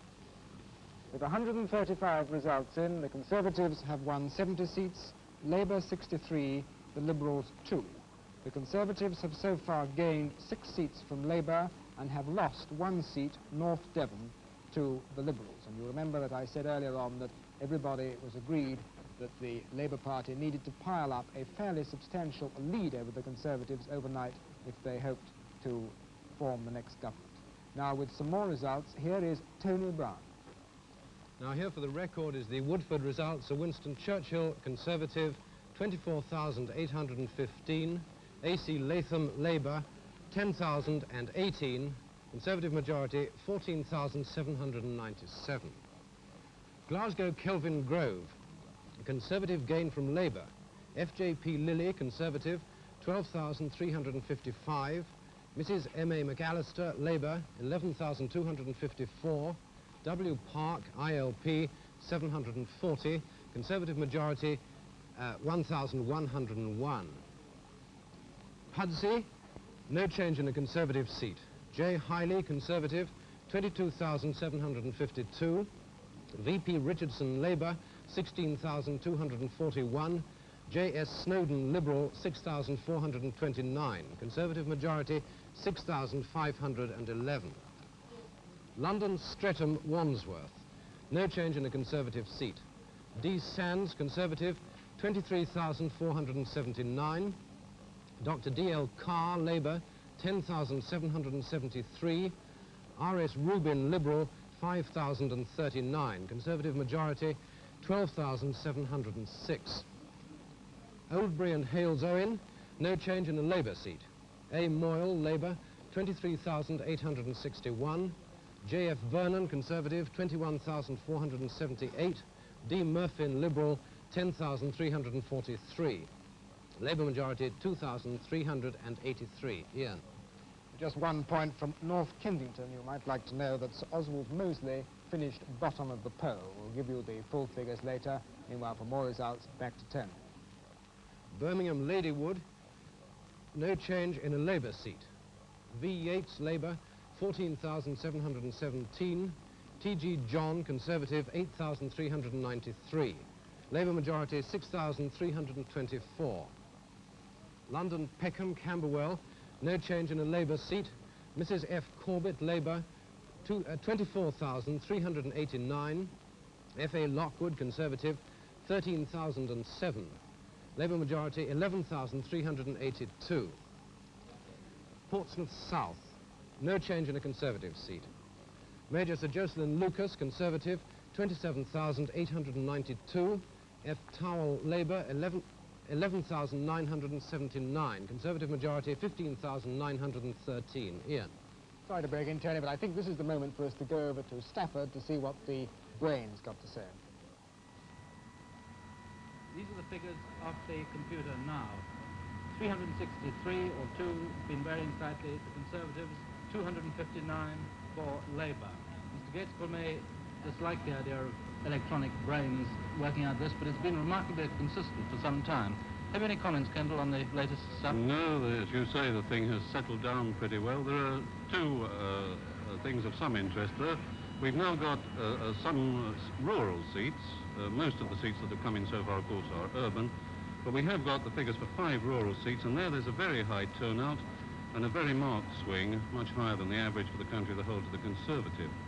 On the other hand, we've also got some figures for Scotland, and although the Conservatives have taken 1 seat at Kelvin Grove, the swing over the 5 seats for Scotland we have is to Labour. It looks as if Scotland so far is in the same sort of position as the north of England that we talked about earlier. This is ATV's team handing you back to London. Worthing, no change in a Conservative seat. Sir Otho Prior Palmer, Conservative, 31,396. F.R. Mason, Labour, 7,618. D. Abel, Liberal, 7,045. Majority, 23,778. Willesden East, Conservative gain from Labour. T.H.H. Skeet, Conservative, 22,709. M. Orbach, Labour, 20,499. Majority, 2,210. Barking, no change in a Labour seat. T.E.N. Dryburgh, Labour, 23,454. K.F. Dibben, Conservative, 11,454. D. Evans, Liberal, 5,648. Majority exactly 12,000. Ian. Just breaking in to say that Mrs. Barbara Castle, the chairman of the Labour Party, has been re-elected at Blackburn, which is quite a marginal seat. More results, back to Tony. Leighton, no change in a Labour seat. R.W. Sorensen, Labour, 28,367. R.C. Buxton, Conservative, 24,448. Labour majority, 3,919. Southall, no change in a Labour seat. G.A. Pargeter, Labour, 22,285. M. Underhill, Conservative, 19,966. Labour majority, 2,319. Birmingham Aston, no change in a Labour seat. J. Silverman, Labour, 21,518. A. Beaumont Dark, Conservative, 18,984. Labour majority, 2,534. Widnes, Lancashire, no change in a Labour seat. J. McColl, Labour, 21,218. Lieutenant Commander B. L. Butcher, Conservative, 19,620. Majority, 1,598. Western Supermare, Somerset, no change in a Conservative seat. D.W.E. Webster, Conservative, 27,881. S.E. Hampton, Labour, 10,977. E.B. Taylor, Liberal, 9,609. Majority, 16,904. Now, Ian. Well, I've just been handed the news that Ian Mikado, the Vice Chairman of the Labour Party, has been beaten at Reading. This makes the 7th Conservative gain. I'm standing by the marginal boards I showed you earlier. I don't think we need go into details. You can see as well as I can the Conservatives have held all the marginals that the results have come in so far. I just heard that they've held Halifax, for instance, making 6 in all there. If we swing over to the Labour marginals, you can see that several have fallen. 4, add Reading, 5. And we also know that Keighley, which wasn't even on our marginal list, has fallen to the Conservatives. For more results, back to Tony. Aylesbury Bucks, no change in a Conservative seat. Sir Spencer Summers, Conservative, 22,504. H. Gray, Labour, 13,549. H. Fry, Liberal, 7,897. Conservative majority, 8,955. London Paddington North, no change in a Labour seat. B. Parkin, Labour, 14,397. H.H. Seabag Montefiore, Conservative, 13,629. Majority, 768. Leicester North West, no change in a Labour seat. B. Janner, Labour, 21,515. F.A. Tomlinson, Conservative, 19,742. Majority, 1,773. Norwich North, no change in a Labour seat. J. Peyton, Labour, 19,092. R. Chance, Conservative, 12,609. Majority, 6,483. Wood Green, no change in a Labour seat. Mrs. Joyce Butler, Labour Co-op, 22,869. R. Shillingford, Conservative, 21,735. Majority, 1,134. I think that's a correction of some figures we had before. Glasgow Woodside, no change in a Conservative seat. W. Grant, Conservative, 16,567. J. McGinley, Labour, 14,483. G. McLaughlin, Liberal, 2,583. Majority, 2,084. London Kensington North, no change in a Labour seat. G.H.R. Rogers, Labour, 14,925. R.W. Bulbrook, Conservative, 14,048. M. Heidelman, Liberal, 3,118. Sir Oswald Mosley, Union Movement, 2,821. Both Mr. Heidelman and Sir Oswald Mosley lost their deposits. The majority for Mr. Rogers was 877. Halifax, no change in a Conservative seat. M. Macmillan, Conservative, 29,212. P. Shaw, Labour, 26,697. Conservative majority, 2,515. Nuneaton, Warwickshire, no change in a Labour seat. F.G. Bowles, Labour, 24,894. C.G. Miller, Conservative, 15,354. J. Campbell, Liberal, 7,227. Labour majority, 9,540. Ian. I think we'll now see what our panel of experts have got to say about the situation as it's developed so far. Over to the panel. Well, we really have something to go on now. Harold, I think you should speak first on these 7 losses. What about it? Well, ever since the Acton result, it's been quite clear that the Labour Party couldn't possibly win, and the subsequent results, Kelvin Grove, Willesden East, and so on, make it clear that, to me at any rate, that there's a Conservative majority of well over 100. You're on exactly the same side as the electronic brain? Yes, because if Labour had any chance at all, they should be leading by at least 20 seats now, and they're not. What do you think, Bob? Yes, I agree. I think the Tories are pulling away now, particularly in the south. Some of these results around London are quite striking. Acton and Battersea. What about Jeremy Thorpe? Do you think that holds any promise for the Liberals? Well, I think it does. As I said earlier on, I think now North Cornwall, and I didn't mention Torrington earlier, I think probably the Liberals ought to hold Torrington and might well win North Cornwall now. Are you feeling more cheerful? Of course I am. I'm sort of keyed up now with Deuce, the brain, and these two chaps have conceded it. I couldn't be happier. I've got a little bit of sympathy for Mr. Gaitskell's view here. It looks terrible at the moment, but there are an awful lot of results still to come in. And the machine can be wrong, and we can be wrong. But we do seem, at the moment, to be getting a very clear picture of a Tory majority. Now, what about, you've been scribbling down figures a lot. Have you seen any little tendencies that stick out a lot? No, only it does seem that there's a swing of somewhere about 1%, I suppose. Thank you, and back to the newsroom. One ray of light for Harold Hutchinson. I've just been told that the Labour have gained Oldham East from the Conservative. This is the first Labour gain of the election. Now, I'm told there's quite a lot of fun going on in Trafalgar Square, so over to Michael Ingram's there. This beautifully good-humoured crowd watching these results have now turned away from the scoreboards to where, on the fountains, a very traditional rite, a British rite, is taking place. The students have poured through the fountains themselves, plunged through the water. Several have got entirely soaked in the process, and now they're clambering round the fountains themselves and on top of them. The crowds are adoring it, and all thought of election, I'm afraid, at this point has left everybody. Here's another one climbing up. Somebody will give him a hand. I don't see the police this time, who've been very active this evening. Yes, here they are. They're having a consultation just out of vision. I think they're worrying that, I don't think they mind about people getting wet. They may worry about whether the fountain will collapse or people will actually get injured under the enormous weight of people there. Well, we're happy in Trafalgar Square, and it's Associated Rediffusion from Trafalgar Square. Preston South, no change in a Conservative seat. A Green Conservative, 21,954. T.G. Bradley, Labour, 18,935. Conservative majority, 3,019.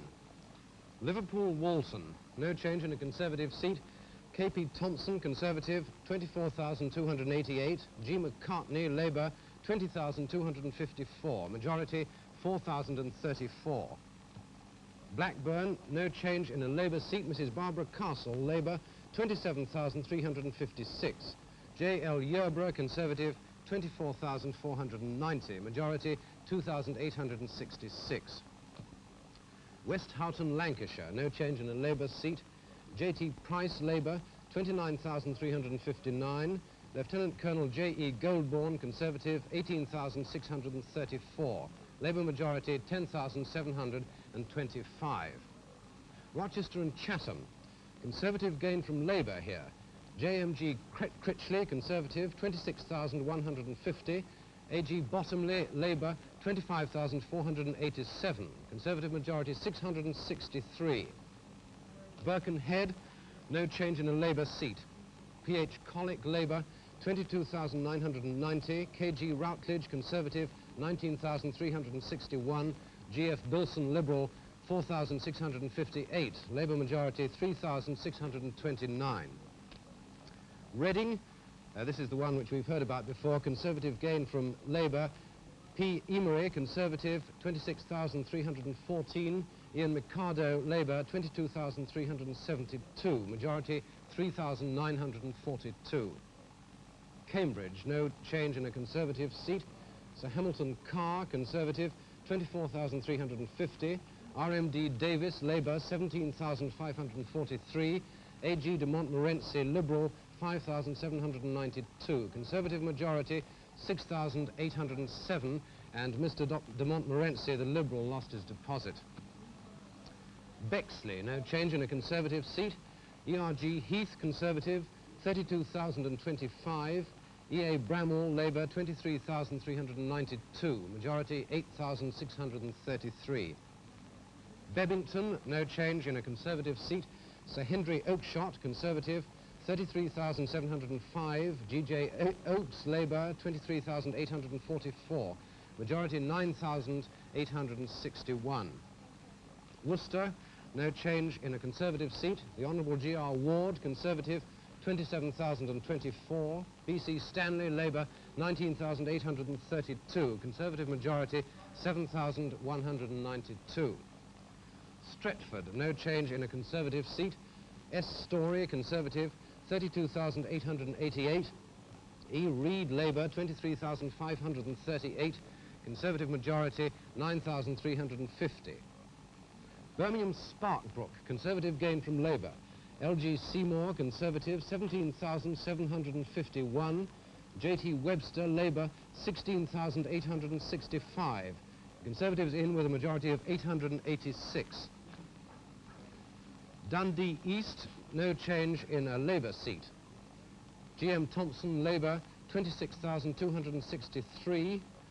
R.A. McCrindle, Conservative Liberal National, 22,082, majority 4,181. Hendon South, no change in a Conservative seat. Sir Hugh Lucas Tooth, Conservative, 22,971. P.K. Archer, Labour, 11,016. P. Billinus, Liberal, 7,134. The Conservative majority there, 11,955. Ian. I just heard that the Conservatives have won the Hartlepool from Labour, and the winning Conservative candidate is Commander Kerrins, who you'll remember of the famous Amethyst incident. Now, for more results, back to Tony Brown. Farnham, Surrey, no change in a Conservative seat. Sir Godfrey Nicholson, Conservative, 23,538. Dr. J. Greenwood Turner, Labour, 9,800. D.W. Saunders, Liberal, 6,538. The Conservative majority, 13,738. Leeds North West, no change in a Conservative seat. D. Cabry, Conservative, 35,210. D.B. Matthews, Labour, 18,508. Conservative majority, 16,702. Newcastle upon Tyne West, no change in a Labour seat. E. Popplewell, Labour, 28,956. D. Larrow, Conservative, 23,933. The Labour majority, 5,023. London Wandsworth Central, no change in a Conservative seat. M. Hughes Young, Conservative, 23,655. Mrs. Patricia Llewellyn Davis, Labour, 21,683. R.A. Locke, Liberal, 4,287. Mr. Locke lost his deposit. The Conservative majority there, 1,972. Southend East, no change in a Conservative seat. S.J. McAdden, Conservative, 24,712. E.J. Trevitt, Labour, 16,987. The Conservative majority, 7,725. Oldham East, Labour gained from Conservative. C. Mapp, Labour, 19,329. Sir Ian Horrobin, Conservative, 17,499. D. Wrigley, Liberal, 6,660. The Labour majority, 1,830. Ian? Just going over to Trafalgar Square, where I'm told things are hotting up a bit.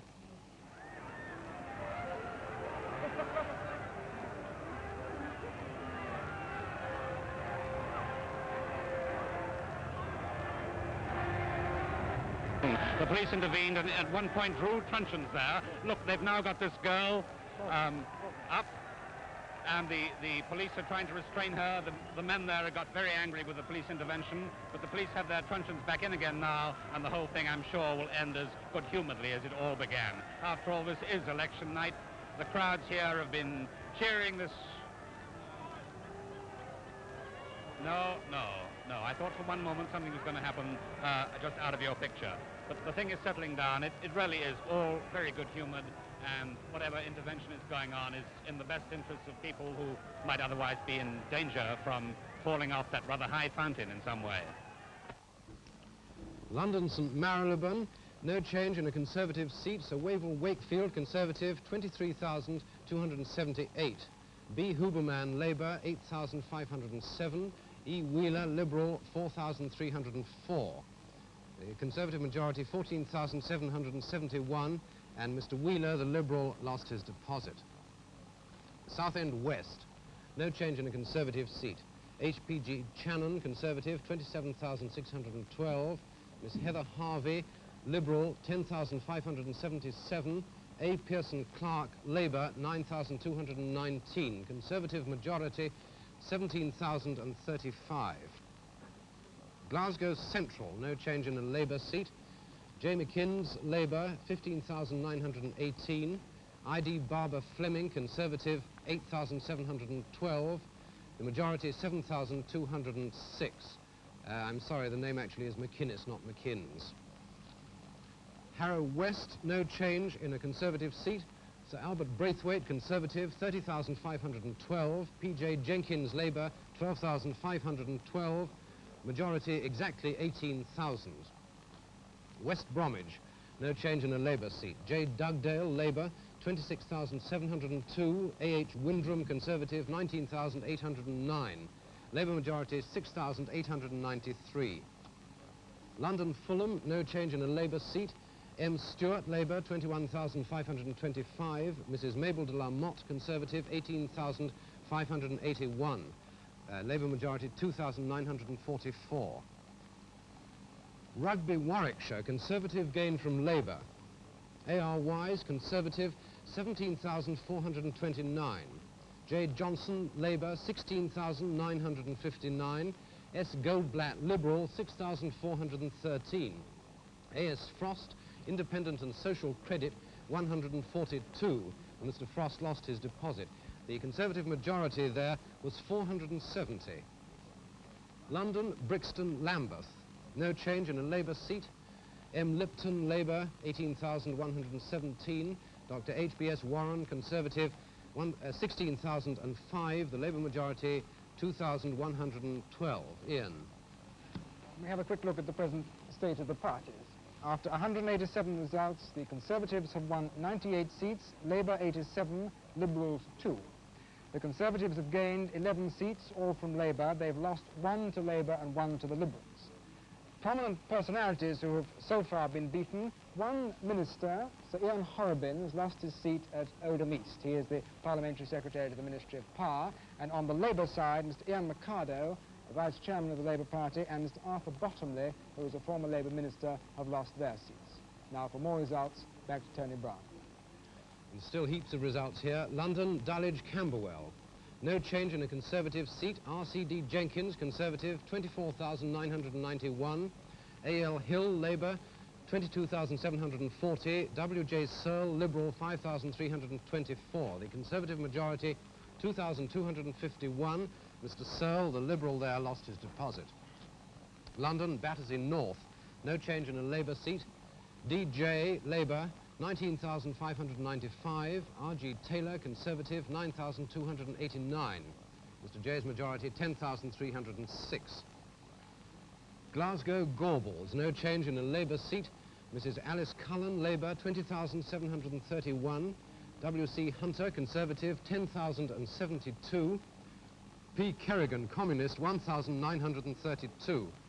The Labour majority, 10,659. Mr. Kerrigan, the Communist, lost his deposit. Norwich South, no change in a Conservative seat. G. Ripon, Conservative, 19,128. G.D. Wallace, Labour, 16,884. Mr. Ripon's majority, 2,244. Preston North, no change in a Conservative seat. J. Amory, Conservative, 23,990. A. Davidson, Labour, 19,529. Mr. Amory's majority, 4,461. Leeds South East, no change in a Labour seat. Miss Alice Bacon, Labour, 21,795. J.B. Womersley, Conservative, 12,146. The Labour majority, 9,649. Grimsby, after a recount, no change in a Labour seat. C.A.R. Crossland, Labour, 24,729.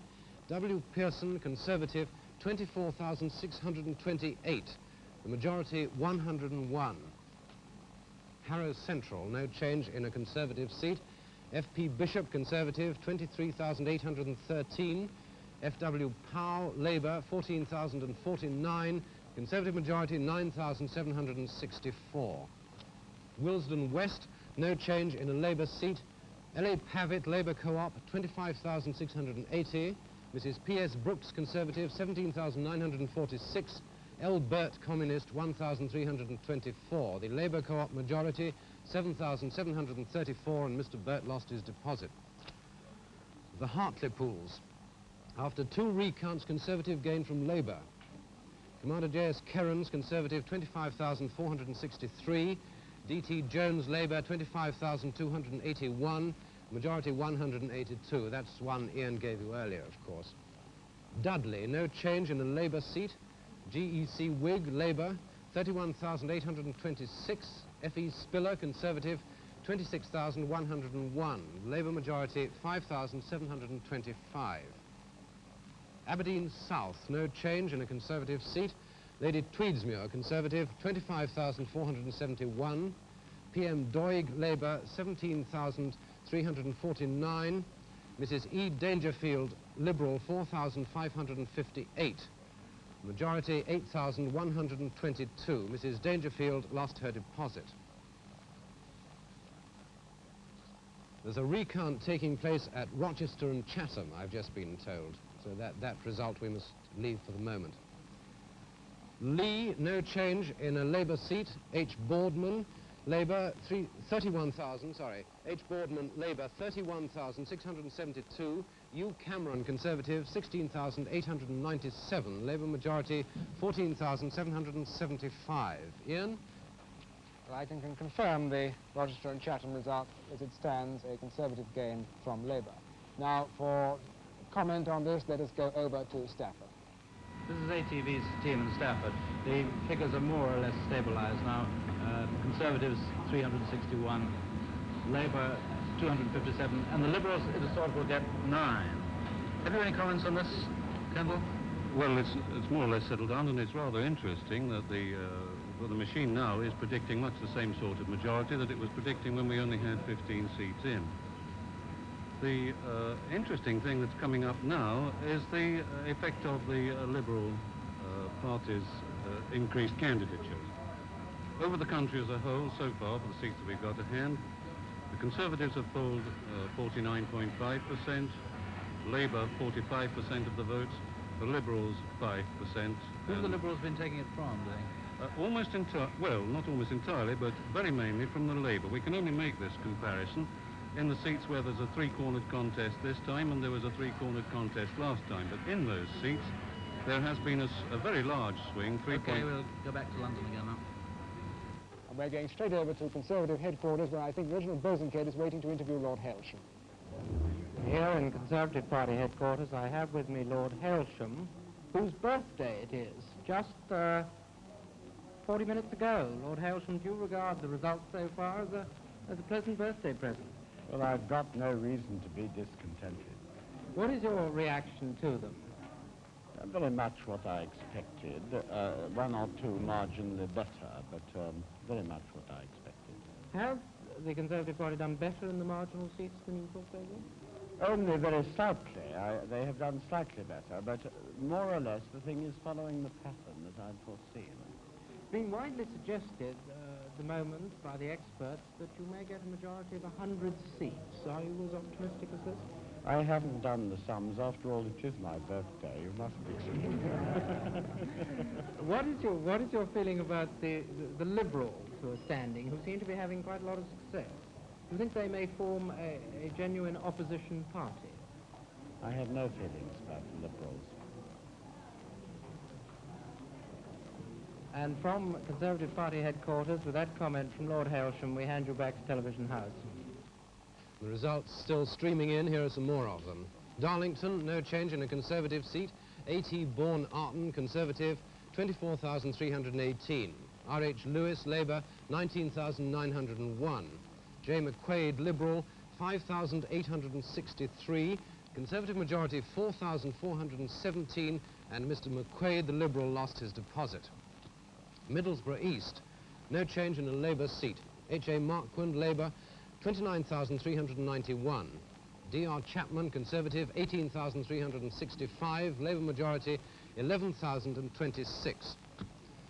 Blackpool North, no change in a Conservative seat. Sir Toby Lowe, Conservative, 25,297.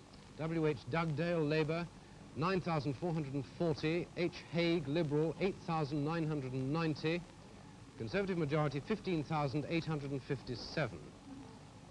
Dagenham, no change in a Labour seat. J. Parker, Labour, 37,009. A.F. Whaley, Conservative, 16,626. Labour majority, 20,383. Walthamstow East, no change in a Conservative seat. J.E. Harvey, Conservative, 16,622. Mrs. M. Mackay, Labour, 13,751. N. Cork, Liberal, 4,974. W. Christopher, ILP, 183. Conservative majority, 2,871. Mr. Christopher, the ILP candidate, lost his deposit. Swindon, no change in a Labour seat. F. Noel Baker, Labour, 24,087. G.L. Peers, Conservative, 20,178. Labour majority, 3,909. Birmingham Edgbaston, no change in a Conservative seat. Miss Edith Pitt, Conservative, 26,401. Mrs. N.F. Hinks, Labour, 11,473. Conservative majority, 14,928. Walthamstow West, no change in a Labour seat. E.C. Redhead, Labour, 15,980. H.C. Midgley, Conservative, 7,872. O. Smedley, Liberal, 5,229. Labour majority, 8,108. Rochdale, no change in a Labour seat. J. McCann, Labour, 21,689. Ludovic Kennedy, 18,949. T. Normanton, Conservative, 11,665. Labour majority over Liberal, 2,740. Teignmouth, no change in a Conservative seat. Dame Irene Ward, Conservative, Dame Irene Ward, Conservative, 32,810.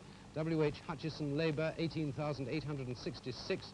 D. Thompson, Liberal, 6,525. Conservative majority, 13,944. Mr. Thompson lost his deposit. Ian? Well, as the results continue to pour in, another check on the state of the parties. The Conservatives have so far won 123 seats, Labour 103, the Liberals 3. The Conservatives have gained 12 seats, all from Labour. They have lost 2 seats, 1 to Labour, 1 to the Liberals. Now, for more results, back to Tony. Leeds North East, no change in a Conservative seat. Sir Keith Joseph, Conservative, 26,240. H.M. Waterman, Labour, 14,709. Conservative majority, 11,531. Huddersfield West, no change in a Liberal seat. D.W. Wade, Liberal, 25,273. J. Marsden, Labour, 15,621. Liberal majority, 9,652. Sheffield Heeley, no change in a Conservative seat. Sir Peter Roberts, Conservative Liberal, 33,236. Miss J. Mellors, Labour, 23,109. Majority, 10,127. Ian? We're going over to Liberal Party headquarters, where John Ardagh is waiting with Mr. Herbert Harris, the General Director of the Liberal Party. No feelings about the Liberals. Mr. Harris, are you pleased with the way things have been going? I'm absolutely delighted. We're showing an increase on those seats that we've already come in of over 100,000 votes, and of course we've won the glorious victory in North Devon after 7.5 years. Wonderful work by Jeremy Thorpe. Can you tell me anything about his campaign now? It's been absolutely terrific, and of course it is absolutely hard work, and I congratulate him and all his supporters. Now, Mr. Harris, can you comment on Lord Hailsham's remark this evening that he has no feelings about the Liberals? Well, he will have now, and he will have in the future, because we've been taking votes, obviously, in large packets from Labour. Every one of our seats roughly shows an increase of 2,000, and then when we've done that job of defeating Labour, we shall take our coats off to him. You've also confounded the opinion polls by getting a far larger share of the votes than they predicted. Can you comment on this? Well, it didn't confound me. It may have confounded the opinion polls, but I still stick to the fact that we shall win some more seats. We shall be second in many more. We're second in East Surrey with young Kenneth Wars, which is quite marvellous, and we shall poll as near as makes no matter my 3 million. And I'm delighted with it all. Well, thank you very much, Mr. Not Harris. at all. And now back to Television House. More results. Walsall South, no change in a Conservative seat. Sir Henry Davigdor Goldsmith, Conservative, 30,471. J.F. Ennals, Labour, 21,689. Majority, 8,782. Surrey East, no change in a Conservative seat. C.J.A. Doughty, QC, Conservative, 36,310. K. Vorse, Liberal, 10,376. J.C. Hunt, Labour, 10,102. Majority, 25,934. Plymouth Sutton, no change in a Conservative seat. I.M. Fraser, Conservative, 32,752. J.D. Richards, Labour, 25,991. Majority, 6,761. Birmingham Hamsworth, no change.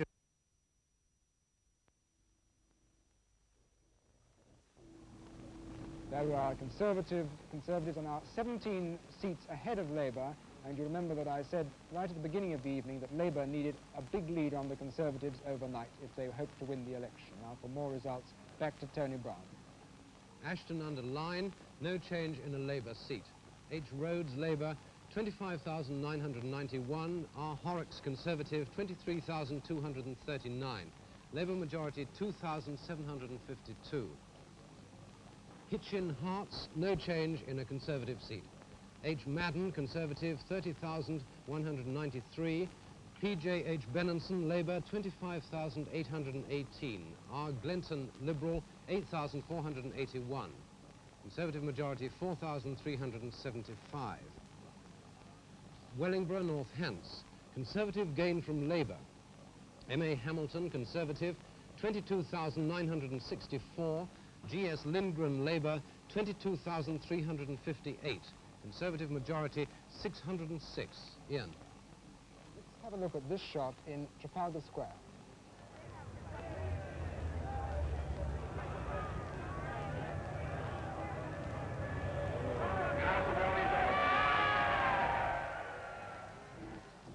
More results. Rowley, Regis and Tipton, no change in a Labour seat.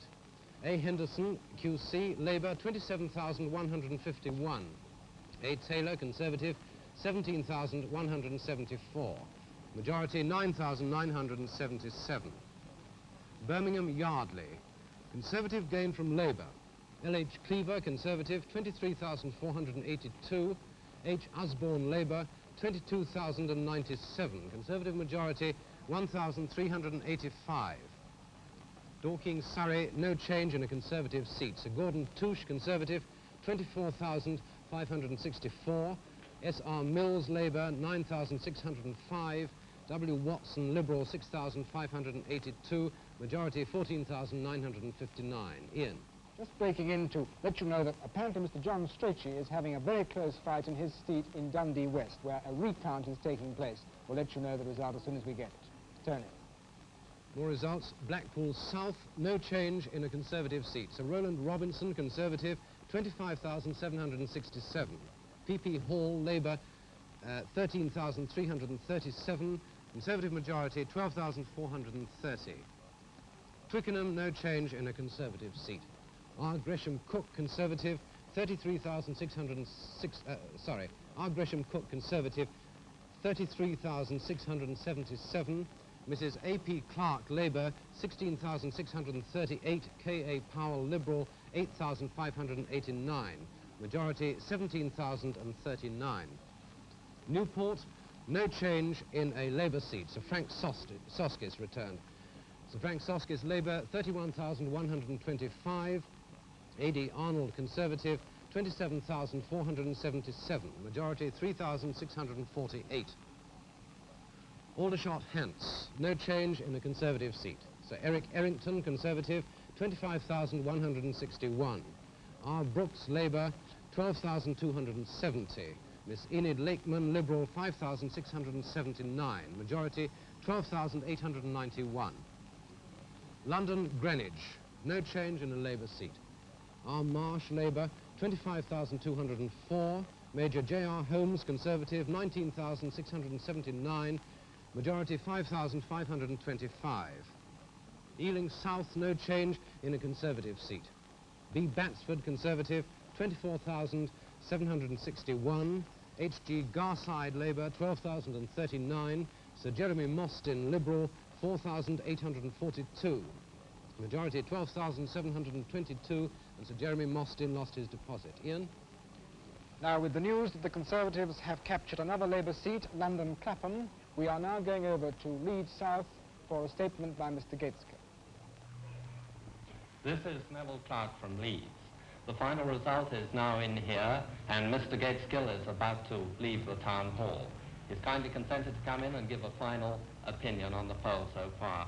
Mr. Gaitskell, could you give us your summary now. Yes, I think that in view of the results that have come in, it is clear that there is going to be a Conservative government, and I must concede, therefore, victory in this election to our opponents. Naturally, we are greatly disappointed. We had hoped to win, and we have not won. But I would like to, but the people have declared their opinion. It is the will of the people, and we accept it. We are good Democrats, and that's that. Do you think you'll live to fight again another day, sir? Yes, indeed. I was going on to say that, first of all, I'd like to thank all those who have worked so hard for us during this election, and to say to them particularly that their work is not wasted. We have lost this battle, but the struggle continues, and I'm sure we shall win in the end. Can I ask you one final question? Will there be any sort of inquest, sir? I should think a great many people on television, in newspapers, and all over the country will be discussing the exact significance of this election for the next few weeks. Thank you very much indeed, sir. And that's all from Leeds, and now back to London. And with that news that Mr. Gaitskell for the Labour Party has conceded the election to the Conservatives, let us now go over to our panel. Well, that really is something extraordinary. Conceding a victory is an American habit that's only just creeping into our elections, but I've never heard it done so early. Is he wise, Harold?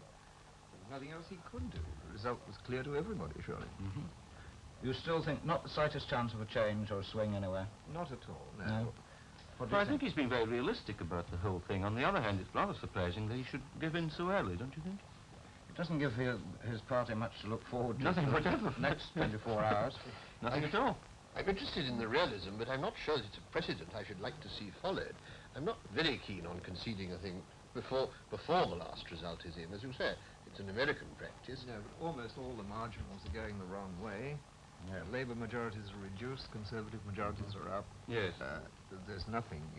Well, he's left us really with very little to argue about. If he says they've lost already, who are we to contradict him?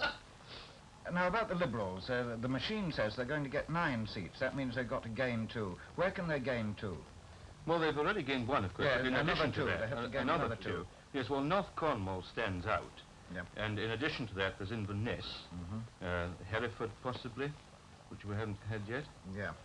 I should think probably Inverness and North Cornwall are the best bets for the Liberals at the moment. I was going to say we hadn't had much about personalities, and I was going to say let's talk a bit about Mr. Gaitskell, but he's done all the talking. The 2 Ians who've been unlucky, Ian Mercado is perhaps the more interesting of those, do you think? But we're going back to the newsroom. Now for more results. Birmingham Selly Oak, no change in a Conservative seat. H. Gurdon, Conservative, 24,950. J. O. Rydock, Labour, 16,594. Conservative majority, 8,356. Enfield West, no change in a Conservative seat. Ian MacLeod, 24,861. G. Hickman, Labour, 11,058. Mr. MacLeod's majority, 13,803. Barnet, Hertfordshire, no change in a Conservative seat. R. Maudling, Conservative, 33,136. R.M. Prideaux, Labour, 19,737. Conservative majority, 13,399. Ian? Just another very quick look at the state of the parties. The Conservatives, 143 seats to Labour's 123 and 3 Liberal seats. The Conservatives have now made a net gain of 11. Well, with those figures in mind, let's go over to see what Juice has got to say in Stafford. The machine is showing a very slight swing further to the Conservatives. We've now gone up to 366 potential seats. Labour have gone down a bit to 252. Liberals still 9. Got anything to say about that, Kendall? No, the picture is much the same as it was before. I would remind you, though, that we've only got 1 Welsh seat so far, and that may modify the estimate to some extent when the Welsh seats begin to come in. The interesting part of the picture is still the extent to which the Liberals have taken votes from the other 2 parties. In the seats where there was a 3-cornered contest this time and last time, they've taken almost 3 times as many votes from the Labour Party as from the Conservative Party, and this seems to be one of the decisive factors in the increased Conservative majority, which we shall undoubtedly have. Back to London. And back with more results. Jarrow, no change in a Labour seat. E. Fernyhoe, Labour, 25,638. T.T. Hubble, Conservative, 15,286. Labour majority, 10,352. Sheffield Park, no change in a Labour seat. F.W. Mully, Labour, 26,078. J. Neal, Conservative Liberal, 10,598. Labour majority, 15,480. Dorset South, no change in a Conservative seat. Viscount Hinchingbrook, Conservative, 22,050. C.F. Asher, Labour, 15,357. L.I. Norbury Williams, Liberal, 6,887. Viscount Hinchingbrook's majority, 6,693. Birmingham Northfield, no change in a Labour seat. D. Chapman, Labour, 29,587. R.E. Eyre, Conservative, 28,647. Labour majority, 940. Glasgow Shettleston, no change in a Labour seat. M. Galpin, Labour, 22,916. D. Donaldson, Conservative, 14,743. Majority, 8,173. Ian? Well, a few minutes ago, remember, Mr. Hugh Gaitskell conceded the election to the Conservatives. Let us now see how they're taking the news in Trafalgar Square. Well, we've just heard over our tannoy system here that Mr. Gaitskell has conceded this election to the Conservatives. Will you excuse me? Coming over. That's it. It's been very interesting watching here tonight because there's been mostly young people in this crowd, and the cheers, I think, on the whole, have all gone to the Conservatives. I only put that forward as a point. I don't make any comment on it. The biggest cheers have perhaps gone to the Communists losing their deposits, and I think the biggest cheer of all tonight went when Sir Oswald Mosley lost his deposit. Do you agree with that? What's that? I said the biggest cheer tonight when Sir Oswald Mosley lost his deposit. Is he that Chris communist? Is he? He's the classic, well, he's the He was They've now turned the fountains on to its Conservative victory at this general election night of October the 8th, 1959. I never... I can talk. I'll talk you under the table. The biggest cheer was when the blonde fell in the pool. When the what fell in the pool? The blonde.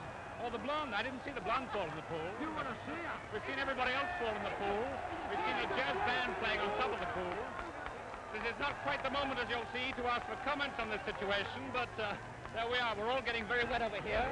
I think they will have some in the fountain at some point, don't you? Well, it's all over now. You can go home. Are you glad to see this victory? You're not hardly sure. Not kidding at all. Are you glad to see this Conservative victory?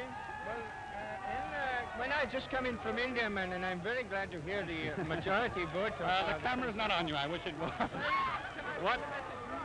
No, you can't. What? Australia forever. Is this your first election here, Miss Australia? Yes. What do you think of it? Tell me about what do you think of Trafalgar Square? Marvellous. Nice and good wet. time. Yes, Have you been in the fountain? Not yet. Not yet. Buy me a drink at the Blenheim Club. Guys, buy me a drink at the Blenheim Club. Guys with a cup. Well, there's jubilation continuing here in Trafalgar Square. It's all still very good humor. There's no real trouble happening anywhere. There's a lot of funny antics going on in the pool. There's been very little political disturbance of any sort. Joy seems to reign unconfined at this moment. I've never seen so many wet people in all my life. I think there'll be a lot of clothes around tomorrow morning. Guys for the cup. What? Guys for the hospital's cup. Yes, that's probably more important this general election, do you feel? I quite agree with you, guys. Well, Matthew, I hope you managed to keep dry and all that wet. Now, we're now going over to Conservative headquarters. I have seen the Prime Minister. No. Thank you very much. Again. Lord Hailsham, I gather our discussion was not seen as we hoped. Can you give us a comment on the fact that Mr. Gaitskell has apparently conceded the election to the Conservative Party? Well, I think this is the moment of truth. Is this what you expected? It is marginally better than I expected. Where are you going now, Lord Hailsham? I'm going to number 10 Downing Street. What will you report to the Prime Minister when you get there? I will tell him that things are not going badly. Will you be bringing him back here to Conservative Party headquarters? Well, that I cannot say until I see the Prime Minister. We hope to see you back, Lord Hailsham. Thank you very much. Now over to Liberal Party headquarters. Well, there's tremendous enthusiasm still here at Liberal Party headquarters, and I'm going to ask Mr. Byers. Mr. Gaitskell has just admitted defeat. What is your comment on that, Mr. Byers? Well, Mr. Gaitskell has conceded the election for the Conservative Party, and I think eventually he'll have to concede to the Liberal Party the fact that we have taken a considerable number of votes from Labour, particularly the young Labour voters. And I think we're heading, with any luck, for a Canadian system. We're going to have a Conservative government and a Liberal opposition, and then we're going to have a Liberal government and a Conservative opposition with a very small Socialist party. How long will this take? It could take 5 years. We could do it at the next election. It might take 7, but it's going to come. Labour's out of date. The young people are coming right over to us. And I may say one thing on Rochdale. The Conservatives ought to realise that if they hadn't intervened in Rochdale, there'd have been one less Labour member. Mrs. Byers, I wonder if you have any comment on the successes of the night. No, except they're very good, very pleasing. Well, thank you very much. And now back to Television House.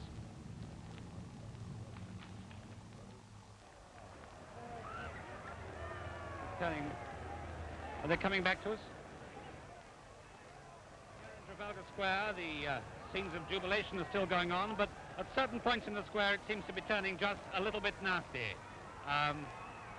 There are police intervention at several points, and from what it seems to be entirely necessary. We on this stand at Associated Rediffusion have had our own trouble, and with people clambering over the barrier, and the police are trying to escort several people off the pitch with varying degrees of success. There's a lot of interference going on. On the whole, the police seem to be doing an extremely good job, because there definitely has been certain rowdy elements at work here tonight, and at the moment I'm trying to see, follow on the screen, what is happening. There are plenty of smiles on plenty of faces, I'm happy to say. It's not all that serious. There are just little trouble spots here and there that well up suddenly. The police move towards them and try and find the cause of it and escort the offender off the field. I dare say there will be a few fines in the Magistrates' Court tomorrow morning. On the whole, it's been, a very, very jovial and jubilant and happy crowd here tonight. On the whole, behaving themselves extremely well. From Trafalgar Square, Associated Rediffusion. Meanwhile, the results have been stacking up, and here are some more of them. Aberdare, no change in a Labour seat. A. Probert, Labour, 30,889. B. McGlynn, Conservative, 6,584. K. Thomas, Welsh Nationalist, 3,367. Labour majority, 24,305. And Mr. Thomas, the Welsh Nationalist, loses his deposit. Enfield East, no change in a Labour seat. J. Mackey, Labour, 20,101. F.J.V. Brown, Conservative, 16,477. Labour majority, 3,624. Middlesbrough West, no change in a Conservative seat. J.E.S. Simon, QC, Conservative, 24,602. E.J. Fletcher, Labour, 15,892. I. Hodgson, Liberal, 4,336. Conservative majority, 8,710. Glasgow Bridgeton, no change in a Labour seat. J. Carmichael, Labour, 21,048. I. Doherty, Conservative, 12,139. Labour majority, 8,909. Ian. We're just going back to Labour headquarters. Well, Transport House isn't only the headquarters of the Labour Party, it's also the headquarters of the Transport and General Workers Union. And sitting watching the results come up for a television screen all evening has been Mr. Frank Cousins, the General Secretary of that union and the most powerful trade union leader in the country. Well, Mr. Cousins, Labour has not only been defeated, but appears to have taken rather a beating. Why do you suppose that is? Well, quite a number of reasons, of course, but the main one probably that the intervention of the Liberals in a number of seats where the margin is so narrow has taken away any opportunity of Labour winning those seats. On the other hand, the people appear not to have really understood the differences that exist between socialist thinking and conservative thinking, and they're happy to go along with the government, who have used their propaganda machine and the press very ably to put their story over. Now, what effect do you think this Conservative victory is going to have on the trade union movement? Well, it's going to make our task more difficult. We shall find it harder to get the things that our members require and to improve the standard of living and the conditions of employment for them. And as a consequence, probably the general pattern of social progress will be slowed down. Do you think there's going to be any period of industrial unrest? Oh, it would be impossible to suggest that periods of industrial unrest would relate to a political decision of the electorate. It's the way that the Conservative government apply that decision that would be likely to cause unrest, if any, developed. Thank you very much, Mr. Cousin. Back now to the studio in Television House. Let's have a quick look at the latest state of the parties. 303 results in. The Conservatives have won 163, Labour 137, the Liberals 3. The Conservatives have gained 15 seats, all from Labour. They've lost 2, 1 to Labour and 1 to the Liberals. The one seat the Conservatives have lost to Labour is Oldham East, where a junior minister, Sir Ian Horrobin, has been beaten. The seat that the Conservatives have lost to the Liberals was North Devon, where the successful Liberal candidate was Mr. Jeremy Thorpe. Just one or two other personalities. Mr. Arthur Bottomley, a former Labour minister, has been beaten at Rochester and Chatham. Mr. Ian Ricardo, the vice chairman of the Liberal Party, has been beaten at Reading. Mr. Charles Hobson, a former junior Labour minister, has been beaten at Keighley. And at Hartlepool, the successful Conservative candidate who took the seat from Labour was Commander Kerrans of the Amethyst. Now, for more results, over to Tony Brown. Before we have more results, let's have a look at Trafalgar Square now.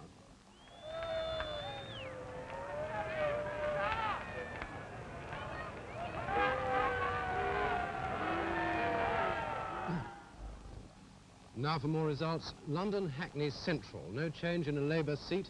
H.W. Butler, Labour, 25,407. J.C.T. Waring, Conservative, 15,905. Labour majority, 9,502. Barrow in Furness, no change in a Labour seat. W. Monslow, Labour, 23,194. M. Metcalfe, Conservative, 19,220. Majority, 3,974. Ian? Well, we're going over again to peer into Juice's brain in Stafford. There's not very much change here. They still have the Conservatives leading the prospect of 366 seats. Labour, 252, and the Liberals still 9. Kendall, have you anything new to add? One or two footnotes, perhaps. We've now got information for 14 Scottish constituencies, and the swing there is very definitely to Labour. These, of course, are mainly the urban constituencies, and when the rural ones come in, the position may change. The other thing is that although the Conservatives will have a fairly handsome victory, they still will not have, at least on the showing that we've got so far, have polled half the votes. They have a minority against all Labour and the other parties put together. Slight, very slight. At the moment the figure is 49.5% Conservative votes. That's all of interest at the moment, is it? I think that's about all, yes. All right, well, we'll go back to London then. Two more interesting results. Labour have won a seat from the Conservatives, Glasgow Craigton. This is Labour's second win from the Conservatives, the previous one being at Oldham East. The Conservatives have won Newcastle on Tyne East from Labour after 2 recounts, and this means that a former Labour junior minister, Mr. Arthur Blenkinsop, has lost his seat. He was also Labour's chief spokesman on health affairs in the last Parliament. Now for more results, back to Tony. London Norwood Lambeth, no change in a Conservative seat. Sir John Smythe, VC, Conservative, 22,958. L.L. Reeves, Labour, 15,975. D.R. Chapman, Liberal, 4,744. The Conservative majority, 6,983, and Mr. Chapman, the Liberal, lost his deposit. Birmingham Hall Green, no change in a Conservative seat. A. Jones, Conservative, 29,148. D. Faraday, Labour, 15,431. H.W. Maynard, Independent Conservative, 1,955. Mr. Jones, Conservative, 13,717, and Mr. Maynard, the Independent Conservative, lost his deposit. Croydon North East, no change in a Conservative seat. Vice Admiral Sir John Hughes Hallett, Conservative, 24,345. W.J. Wolfgang, Labour, 15,440. Dr. A.E. Bender, Liberal, 6,109. Conservative majority, 8,905. The city of Chester, no change in a Conservative seat. J.M. Temple, Conservative, 27,847. L. Carter Jones, Labour, 17,492. Majority, 10,355 for the Conservatives. London Deptford, no change in a Labour seat, Sir Leslie Plummer's seat. Sir Leslie Plummer, Labour, 21,226. J.D. Brimacombe, Conservative, 13,038. Majority, 8,188. Belfast East, no change in an Ulster Unionist seat. S. McMaster, Ulster Unionist, 26,510. J.S. Gardner, Northern Ireland Labour Party, 16,412. B. Boswell, Sinn Féin, 1,204. The Ulster Unionist majority, 1,098, and the Sinn Féiner lost his deposit. Ian? Now we're going over to Scotland, where the very familiar figure of Lord Boothby is commenting on the election result for Scottish viewers. Well, Mr. Gaitskell has done something that is quite unprecedented in a British election. He has conceded the victory only 3 hours after the poll was closed. It's never been done before, and a lot of people have been asking themselves, I imagine, whether it was a good or a bad thing to do. Personally, I think in these days of television, when everybody's seeing exactly what is happening and living it all through, I think Mr. Gaitskell was perfectly right to do what he did. I think it would have put him in a rather humiliating position if he had gone on pretending that there was any chance of a Labour victory after everybody in the whole country knew perfectly well that that was right out. It's perfectly clear that the Conservatives are going to have a very substantial majority.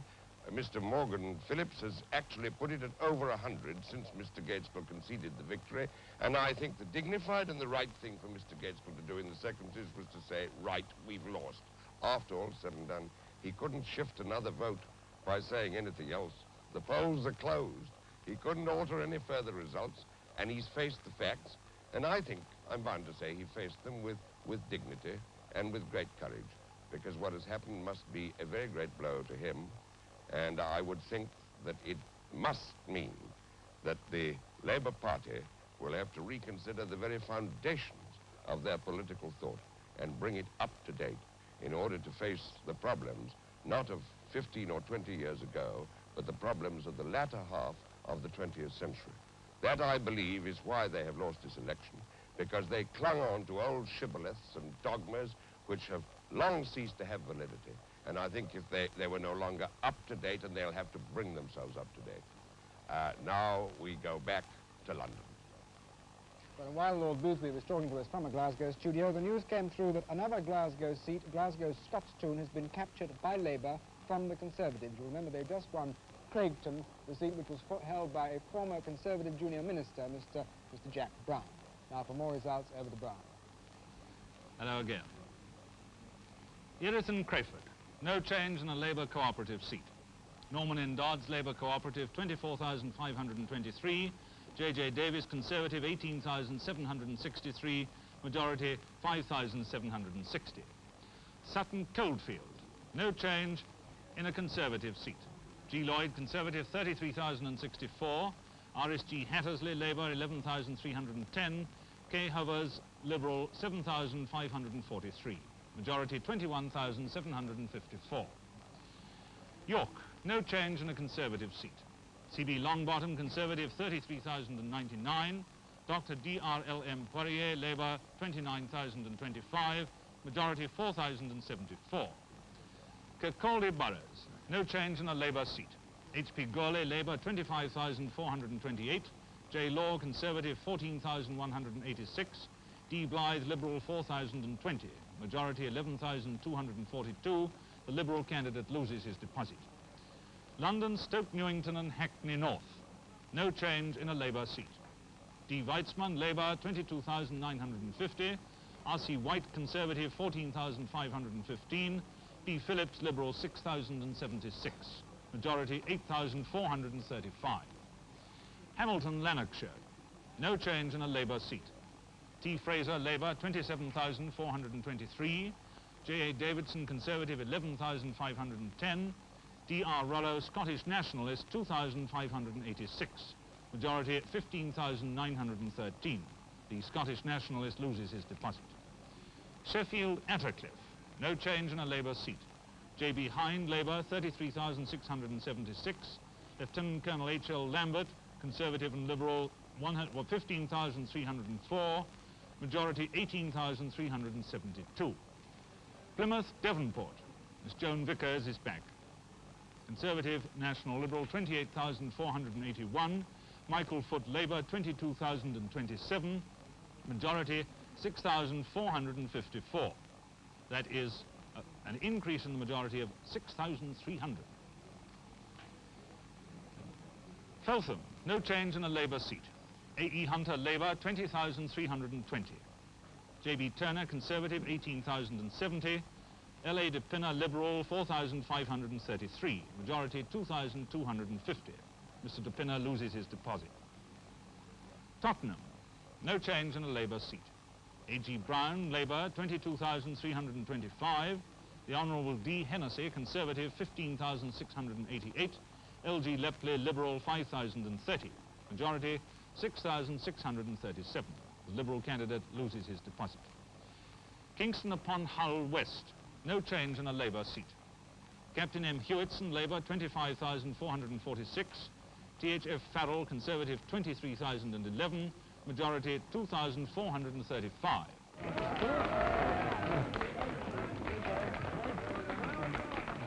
Well done, sir. Mr. McMillan. Well, did very well in Mr. McMillan, we have the television cameras here. Will you say something? I've done the job for you. Will he say something to us inside? I don't know. It depends on him.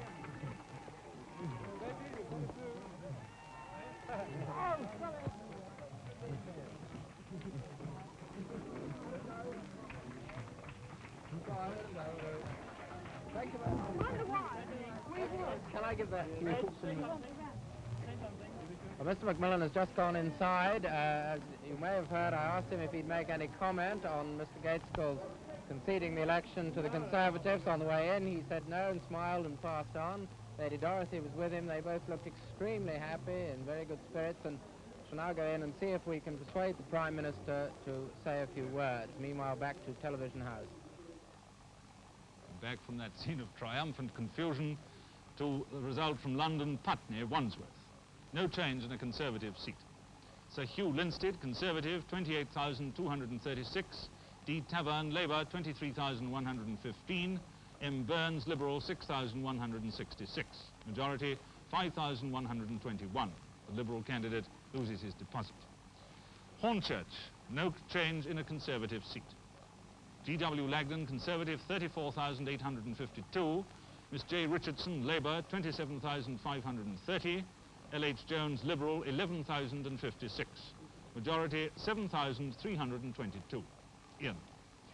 Just to remind you that a little over half an hour ago, Mr. Hugh Gaitskell conceded the election to the Conservatives. And you'll see why from the figures of the state of the parties. With 317 results in, the Conservatives have won 170 seats, Labour 144, the Liberals 3.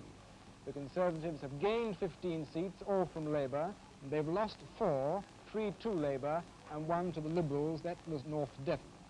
In the 3 seats that they have lost, the Conservatives have also, as it happens, lost 2 junior ministers. Sir Ian Horrobin, the Parliamentary Secretary, the Ministry of Power, and Mr. J.M. Brown, one of the Under-Secretaries at the Scottish office. Now, for more results, back to Brown Connell. Well, carry on catching up with the record.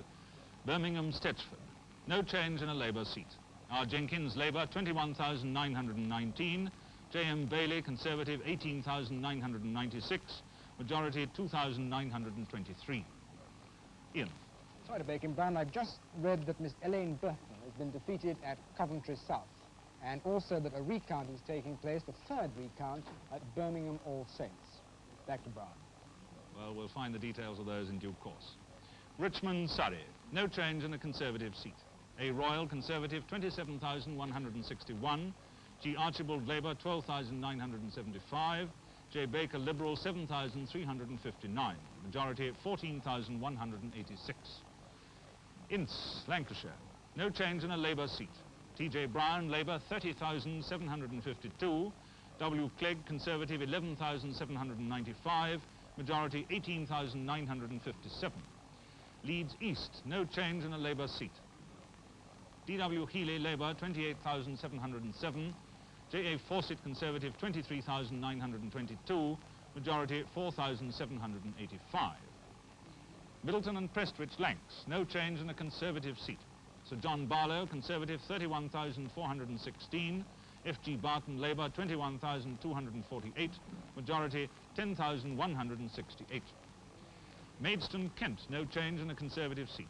J.J. Wells, Conservative, 30,115. A.B.S. Soper, Labour, 19,652. Majority, 10,463. Bilston, no change in a Labour cooperative seat. R. Edwards, Labour cooperative, 27,068. J.F. Oxford, Conservative, 23,523. Majority, 3,545. The majority halved. London Clapham, Wandsworth. A Conservative gain from Labour. Dr. A.J. Glynn, Conservative, 22,266. C.W. Gibson, Labour, 20,390. Majority, 1,876, compared with a Labour majority 5 years ago of 225. Finchley, no change in a Conservative seat. Miss M. Thatcher, Conservative, 29,697. E.P. Deakins, Labour, 13,437. I. Spence, Liberal, 12,701. Majority, 16,260. Rossendale, no change in a Labour seat. A.W.J.A. Greenwood, Labour, 20,743. J. Holt, Conservative, 18,152. A. Cooper, Liberal, 4,752. Majority, 2,591.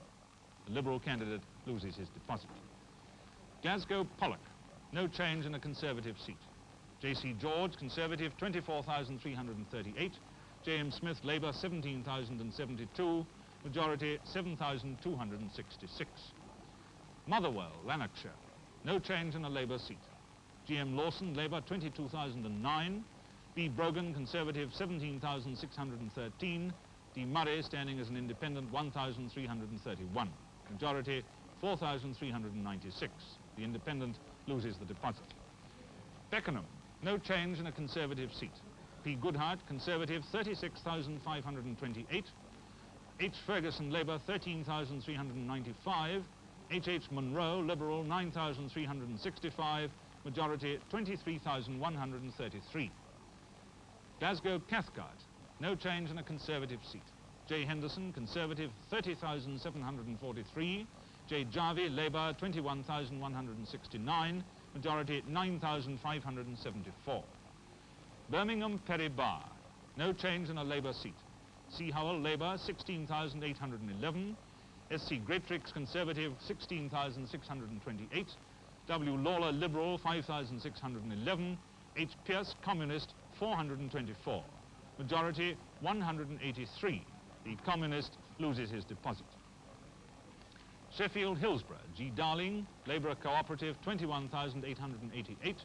S.K. Arnold, Conservative Liberal, 16,845. Majority, 5,043. Ian. I just heard that the Conservatives have won Uxbridge, Middlesex from Labour. And this does tend to confirm a very noticeable trend, which I think our commentators have remarked on already, that the Conservatives are making their main gains in the south of England and in the Midlands. The Labour Party are doing rather better in the north, and in fact in Scotland, the Labour Party have gained 2 seats and only lost 1. Now for more results, back to Brown. Haywood and Royton, Lancs, no change in a Conservative seat. J.A. Levy, Conservative, 19,742. H. Nevin, Labour, 17,588. G. Macpherson, Liberal, 11,713. Majority, 2,154. Wembley South, no change in a Conservative seat. R.S. Russell, Conservative, 19,733. E. Mackenzie, Labour, 12,166. J.E.C. Perry, Liberal, 5,403. Majority, 7,567. Huddersfield East, no change in a Labour seat. JPW Mallaloo, a familiar figure, 22,474.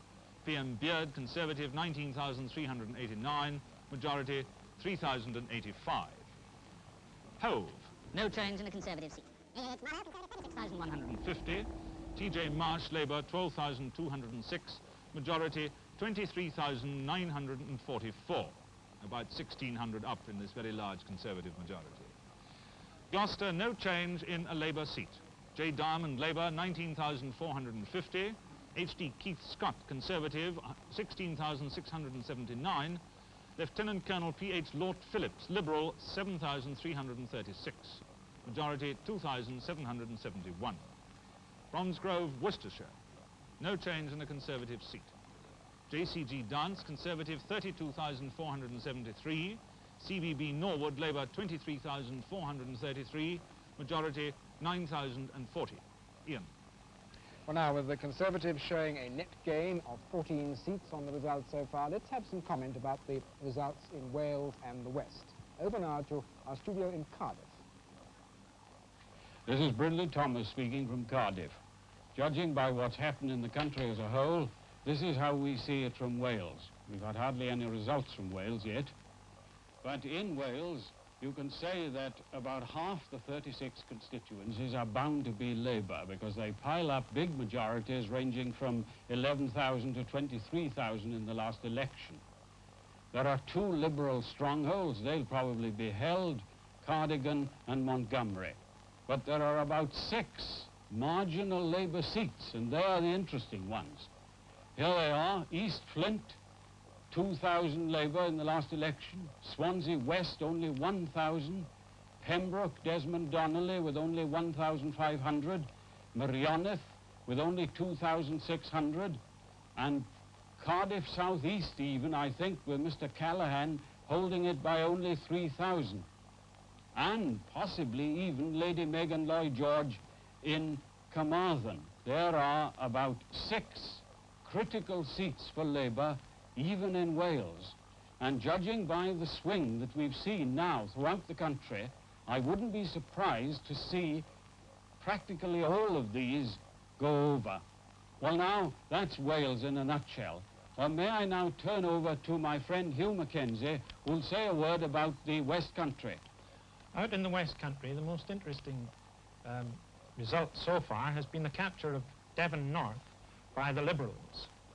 The size of the Liberal majority suggests that this is a fairly big swing to the Liberals, and consequently they may also hold Torrington and capture Cornwall North. Farther north in the area, Hereford also may fall to the Liberals. As for Labour, their chances, judging by what's gone before, are reduced now in Bristol North East and Bristol North West, and if the reduced majority at Gloucester is anything to go by, there's a possibility that Gloucester West might also go to the Conservatives. That's all from the southwest. Well, this is Brindley Thomas in Cardiff. I return you now to London.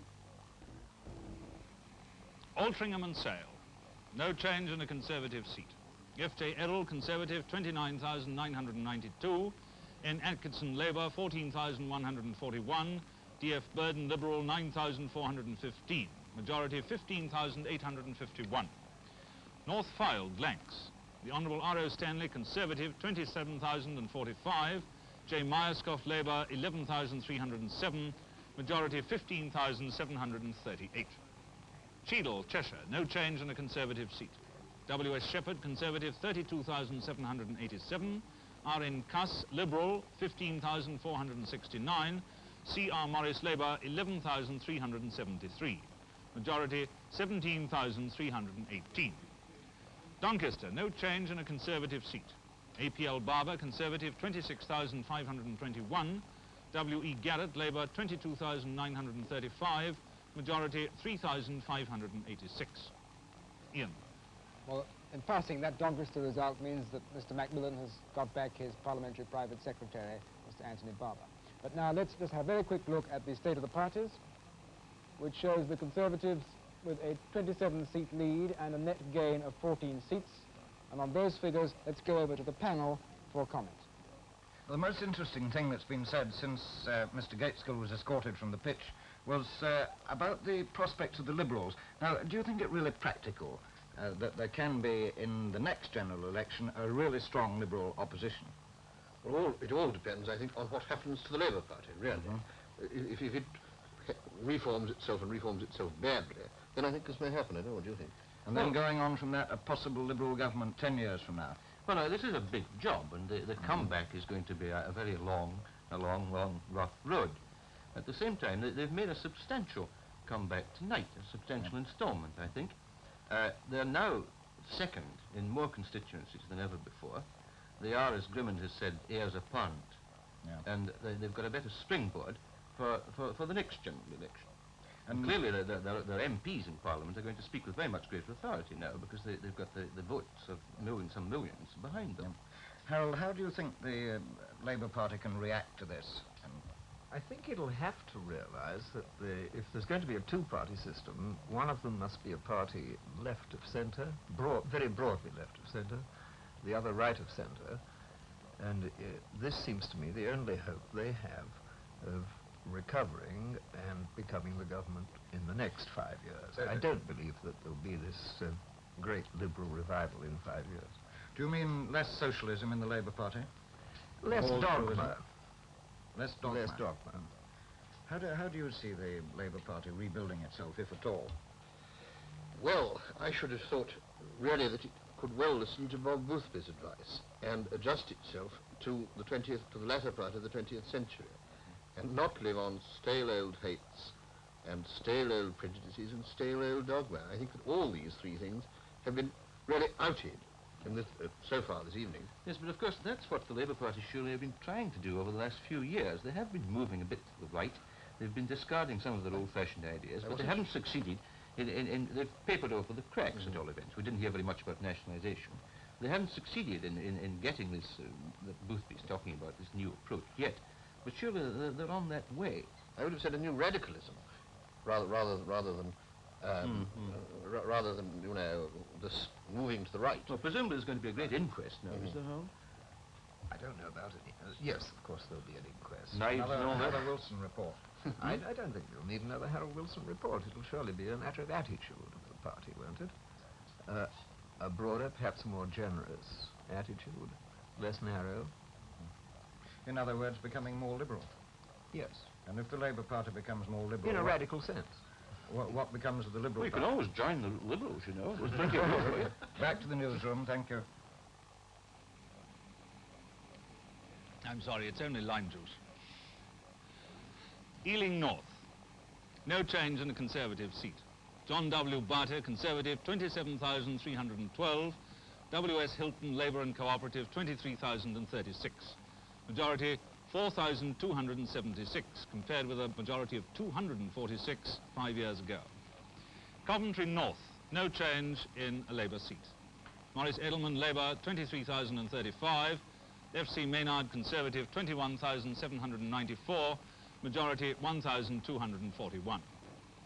Portsmouth Lancaster, no change in a Conservative seat. G.P. Stevens, Conservative, 38,834. D.G. Reynolds, Labour, 20,553. Majority, 18,281. London, Stepney. No change in a Labour seat. W.J. Edwards, Labour, 26,875. P.B. Colwell, Conservative, 8,566. S.K. Communists, 2,548. Majority, 18,309. The Communist loses his deposit. Wall's End, no change in a Labour seat. J. Mackay, Labour, 37,862. S. Brian Baird, Conservative, 29,096. Belfast West, no change in an Ulster Unionist seat. Mrs. Patricia McLaughlin, Ulster Unionist, 28,898. J. Brennan, Independent Labour, 20,062. T.A. Heenan, Sinn Féin, 4,416. Majority, 8,836. The Sinn Féiner loses his deposit. Yeah. Another Conservative gain from Labour, this time at Birmingham All Saints, after 2 recounts, not 3, as we were told before. There also seems to be a pretty tight battle going on in Brighouse and Spenborough, where the second recount is now taking place. But with the results flowing in. Let's go and see what the Juice is thinking about in Stafford. Juice isn't really thinking anything very new. The majority is still about the same as it has been all along since the 15th seat. At the moment it's showing Conservatives are going to get 361, Labour 257, and the Liberals still 9. Is there anything, Kendall, which you feel is new in this? Well, there are two or three things to add, perhaps. Somebody at the panel, I think, was asking beforehand which were the extra seats which were being predicted for the Liberals. The Liberals had 6 last time, and we're predicting 9 this time. One of them they've already got in North Devon. The other 2 where Liberal victory is forecast are in North Cornwall and in Inverness. But, of course, it'll be some time before we get those results. What about Wales now? Is that showing anything? Well, Brendan Thomas was talking about these marginal seats in Wales. We've only got 4 results for Wales so far, and the swing there is slightly conservative. Not nearly so large as for the country as a whole, but so far as it goes in the conservative direction. This stands in marked contrast to Scotland, where on 25 seats there is still a definite swing, quite a large swing, in the direction of Labour. What are these 2 here? What is that the cotton belt there? Yes, we're trying to measure the swing in the cotton area. On 17 seats, where there's a very heavy turnout, incidentally, the swing has been towards Labour, 1.1% towards Labour. And also, we've also taken out separately what we call the new towns. There are only 6 of those to hand so far. Again, a heavy turnout, and again, a heavy swing towards Labour. That's mildly surprising. Still, we'd better go back now to London. We're now going over to Conservative Central Office for an interview with Mr. Harold McMillan. I'm here with the Prime Minister in the Conservative Party television room, and he is, in fact, watching with some interest the results coming up on a television monitor on our right here. Could I interrupt you, Mr. McMillan, to ask if you ever thought that Mr. Gaitskell would concede the election to you at this stage? No, it's to me a rather novel procedure. I'm a very cautious man. I rather like to see the last result to be quite sure what's happened. But still, it does look as if the trend so far of the seats present return looks as if we shall continue to have a majority in the House of Commons. Would you say what you feel about the trend? Has it shown itself? Well, so far it seems very satisfactory to me, and I think shows that great common sense and the British people don't wish to be rushed or stampeded. And they made up their own minds. And I'm quite sure that the mass of these people who are put down as doubtfuls by the pollsters were people who wish to make up their own minds and perhaps a little resent being continually asked what their opinion is. Mr. McMillan, at the beginning of this campaign, your supporters were warned against complacency. Do you think there's any danger of complacency if you get back in the House of Commons with a very large majority? Well, I've now been a minister for a good many years. I assure you complacency is not the danger. The problems are so great, and the things you have to try and deal with today.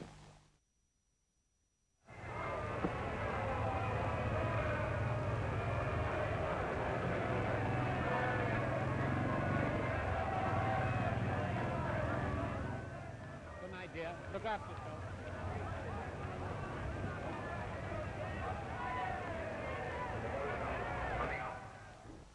Well, they all look cheerful enough there, don't they? Edmonton, where the Labour majority has been cut from 7,038 to 461 after a recount.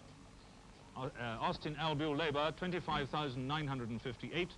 W.H. Bishop Conservative, 25,497. Kingston upon Hull North, no change in a Conservative seat. J.M. Coulson, Conservative, 23,612. J. Ford, Labour, 22,910. A. Butcher, Liberal, 5,604. Majority, 702. The Liberal candidate loses his deposit. Glasgow Provan, no change in a Labour seat. W. Reid, Labour, 21,608. R.D. Kernohan, Conservative, 17,241. Majority, 4,367. Newcastle upon Tyne East, a Conservative gain from Labour after 2 recounts. W.F. Montgomery, Conservative, 21,457.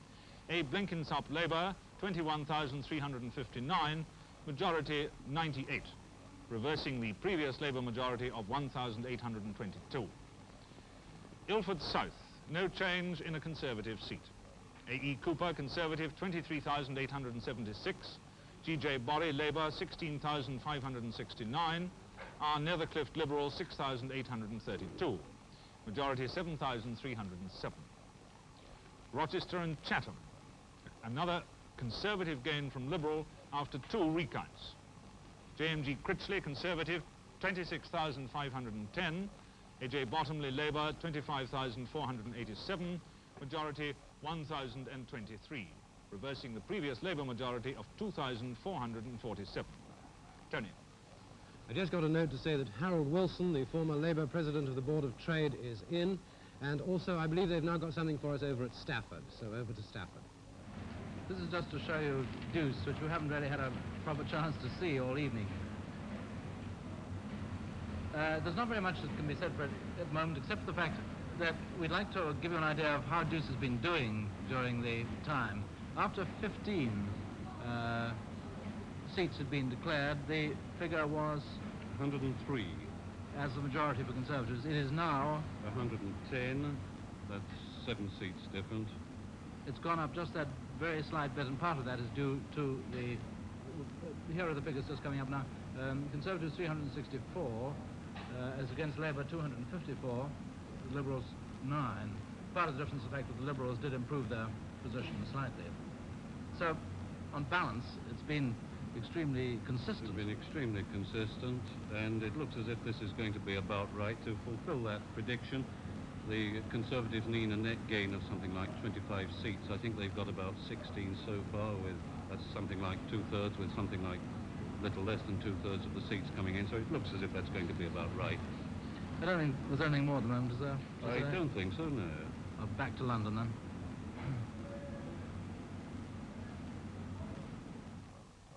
I've just had a note to say that Chris Chataway is in for the Conservatives at Hailsham North.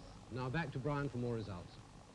Now here are the figures on Glasgow Craigton, which is the Labour gain from Conservative. B. Millen, Labour, 19,649. J.N. Brown, Conservative, 19,047. A Labour majority of 602, reversing the previous Conservative majority of 210. Bristol Central, no change in a Labour seat. S.S. Aubrey, Labour, 19,905. L.G. Pine, Conservative, 17,209. Majority, 2,696. Shipley, Yorks, no change in a Conservative seat. G.A.N. Hurst, Conservative, 22,536. M. English, Labour, 17,025. Majority, 5,511. Northwich, Cheshire, no change in a Conservative seat. J.G. Foster, Conservative, 20,396. J. Crawford, Labour, 12,426. R.E. Lewis, Liberal, 4,602. Majority, 7,970. The Liberal candidate loses his deposit. Carnarvon, no change in a Labour seat. Goronwy Roberts, Labour, 17,506. T.E. Hooson, Conservative, 9,564. D.O. Jones, Welsh Nationalist, 7,293. Majority, 7,942. Kidderminster, no change in a Conservative seat. Mr. G.D.N. Nabarro is back with 27,699 votes. Mrs. J. Tomlinson, his Labour opponent, got 18,356. Majority, 9,343. Colchester, Essex, no change in a Conservative seat. C.J.M. Allport, Conservative, 24,592. Mrs. J.I. Edmondson, Labour, 17,096. P. Linfoot, Liberal, 5,942. Majority, 7,496. The Liberal candidate loses his deposit. Coatbridge and Airdrie, no change in a Labour seat. J. Dempsey, Labour, 22,747. Mrs. C. Scott Morton, Conservative, 21,953. Majority, 794, compared with the previous majority of 4,664. Greenock, no change in a Labour cooperative seat. Dr. J. Dixon Mayburn, Labour cooperative, 19,320. WTC Riddell, Liberal, 10,238. L. Turpey, Conservative, 8,616. Majority, 9,082.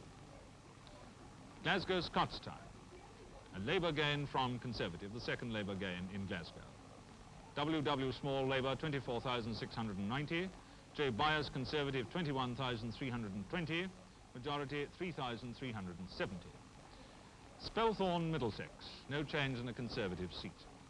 G.B. Craddock, Conservative, 25,221. J.P. Carruthers, Labour, 17,128. Majority, 8,093. Carlisle, no change in a Conservative seat. Dr. D. Johnson, Conservative, 21,948. A. Hargreaves, Labour, 19,950. Majority, 1,998, an increase from the figure of 370 in 1955. Belfast South, 2 lost deposits. No change in the Ulster Unionist seat. Sir David Campbell, Ulster Unionist, 30,164. N. Seawright, Northern Ireland Labour, 9,318. Miss S. Murnahan, Liberal, 3,253. B. O'Reilly, Sinn Féin, 434. Majority, 20,846. The Liberal and the Sinn Féiner lose their deposits. Edinburgh Central, no change in a Labour seat. T. Oswald, Labour, 15,849. N.R. Wiley, Conservative, 15,232. Majority, 617. A close one this year and a close one in 1955, 939 majority. Edinburgh Leith, no change in a Labour seat. J. Hoy, Labour, 15,092. G. Stewart, National Liberal and Conservative, 12,018. Sir Andrew Murray, Liberal, 4,475. Majority, 3,074. Coventry East, no change, where Mr. RHS Crossman is back for Labour with 32,744 votes. W.J. Biffin, Conservative, 24,982. A majority of 7,762. An increase of about 1,600 over the last general election. Coventry South, a Conservative gain from Labour, which we've had earlier. P.N. Hocking, Conservative, 28,584. Miss E. Burton, Labour, 26,754. Majority of 1,830, compared with the Labour majority of 1,688 in 1955. Poole, no change in this Conservative seat. Captain R.A. Polkington, Conservative, 26,956. A.J. Williams, Labour, 15,325. J.C. Holland, Liberal, 8,735. Majority, 11,631. Heston and Isleworth, no change in this Conservative seat. R. Reader Harris, Conservative, 24,486. The Honourable T. Ponsonby, Labour, 15,636. W.P. Letch, Liberal, 4,867. Majority, 8,850. The Liberal candidate loses his deposit. Sunderland North. Now, if you don't mind, I'll take Walsall North first. No change in this Labour seat. W.T. Wells, Labour, 27,693. J.G. Ackers, Conservative, 17,741. Majority, 9,952. Now, Sunderland North. No change in this Labour seat.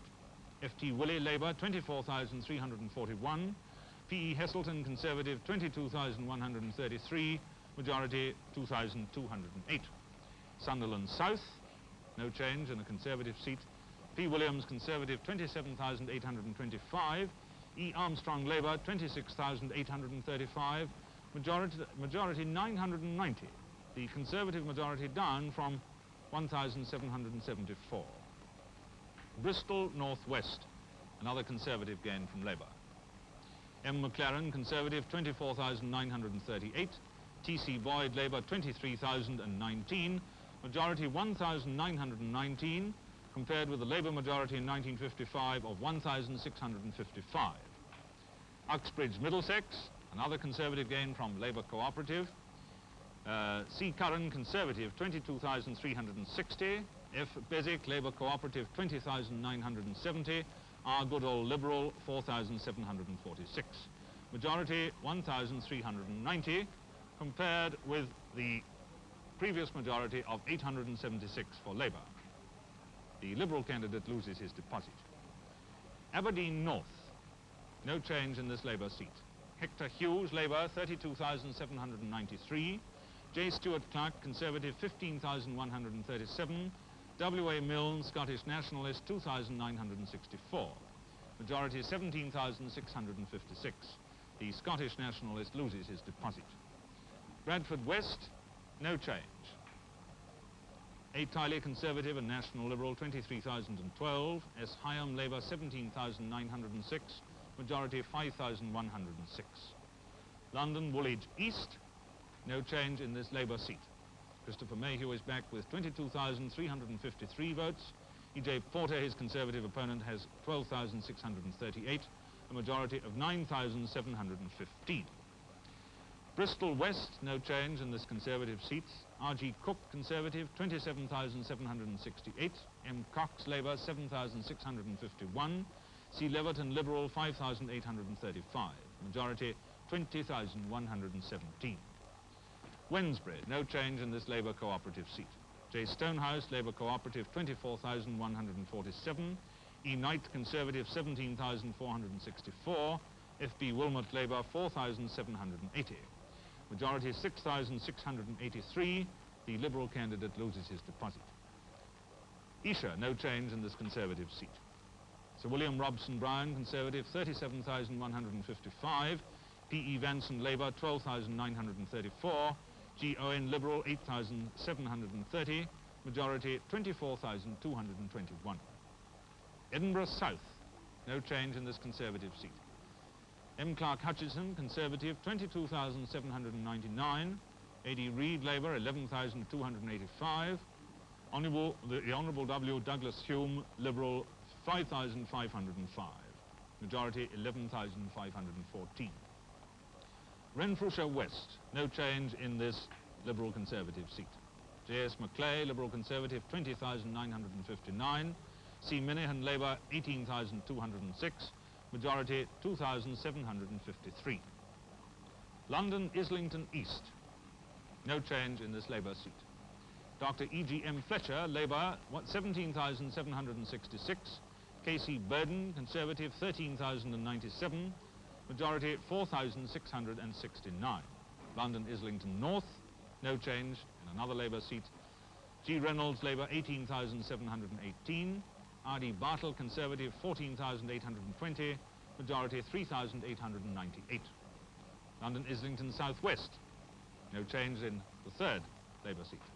A. Evans, Labour, 22,362. N.P. Scott, Conservative, 11,974. Majority 10,388, a drop of 3,000 compared with 1955. Runcorn, Cheshire, no change in this Conservative seat. D.F. Vosper, Conservative, 26,615. J. Barnett, Labour, 13,837. Majority 12,778. Paisley, no change in this Labour seat. D.H. Johnston, Labour, 28,519. G.R. Rickman, Conservative, 21,250. Majority 7,269. Birmingham All Saints, Conservative gain from Labour after 2 recounts. J.H. Hollingworth, Conservative, 17,235. D. Howell, Labour, 17,215, a majority of 20, the smallest so far, compared with the previous Labour majority of 1,307. Bradford East, no change in this Labour seat. F. McLeavy, Labour, 20,056. D.A. Dalgleish, Conservative and National Liberal, 14,529. Majority 5,527. Bristol South, no change in this Labour seat. W.A. Wilkins, Labour, 27,010. G.A. McWatters, Conservative, 17,428. Majority 9,582. Nantwich, no change in this Conservative seat. Wing Commander R. Grant Ferris, Conservative, 17,613. L. Knight, Labour, 10,876. G. Harvey, Liberal, 7,983. Majority 6,737. Well, Ian Trethowan is back. Ian. Well, I've just been handed the news that Mr. Aneurin Bevan has held his seat at Ebbw Vale. Now, you might just be interested in one or two more facts about the personalities of the election. First of all, 2 junior ministers have lost their seats. So the Conservatives have lost altogether 4 seats, and 2 of them have been held, as it happened, by junior ministers. Sir Ian Horrobin, who was Parliamentary Secretary to the Ministry of Power, and Mr. Jack Brown, who was one of the Under-Secretaries of State at the Scottish office.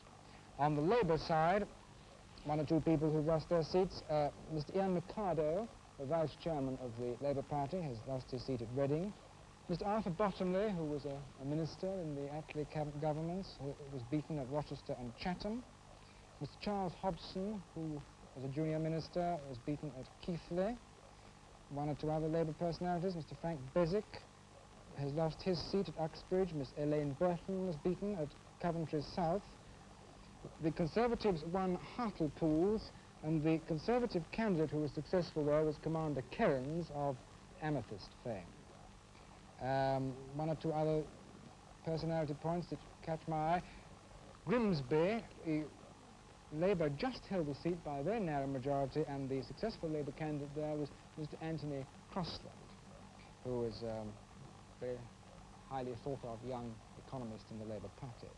Mr. Michael Foote was beaten at Devonport, and the one Liberal gain was where Mr. Jeremy Thorpe captured North Devon from the Conservatives. Now, let us just look at the state of the parties. 368 results in. The Conservatives have won 198 seats, Labour 167, Liberals 3. And you can see that the Conservatives have chalked up a net gain of 16, and remember that they started in the last Parliament with a majority of 56. Now, for more results, over to Tony Brown. Macclesfield, Cheshire, no change in a Conservative seat. Sir Arthur Harvey, Conservative, 28,978. J.F. Beck's Labour, 19,652. Majority, 9,326. Eastleigh, Hants, no change in a Conservative seat. D.E.C. Price, Conservative, 24,949. C. Rowland, Labour, 21,693. Majority, 3,256. Croydon South, no change in a Conservative seat. R.H.M. Thompson, Conservative, 29,284. E.A. Messer, Labour, 21,069. Conservative majority, 8,215.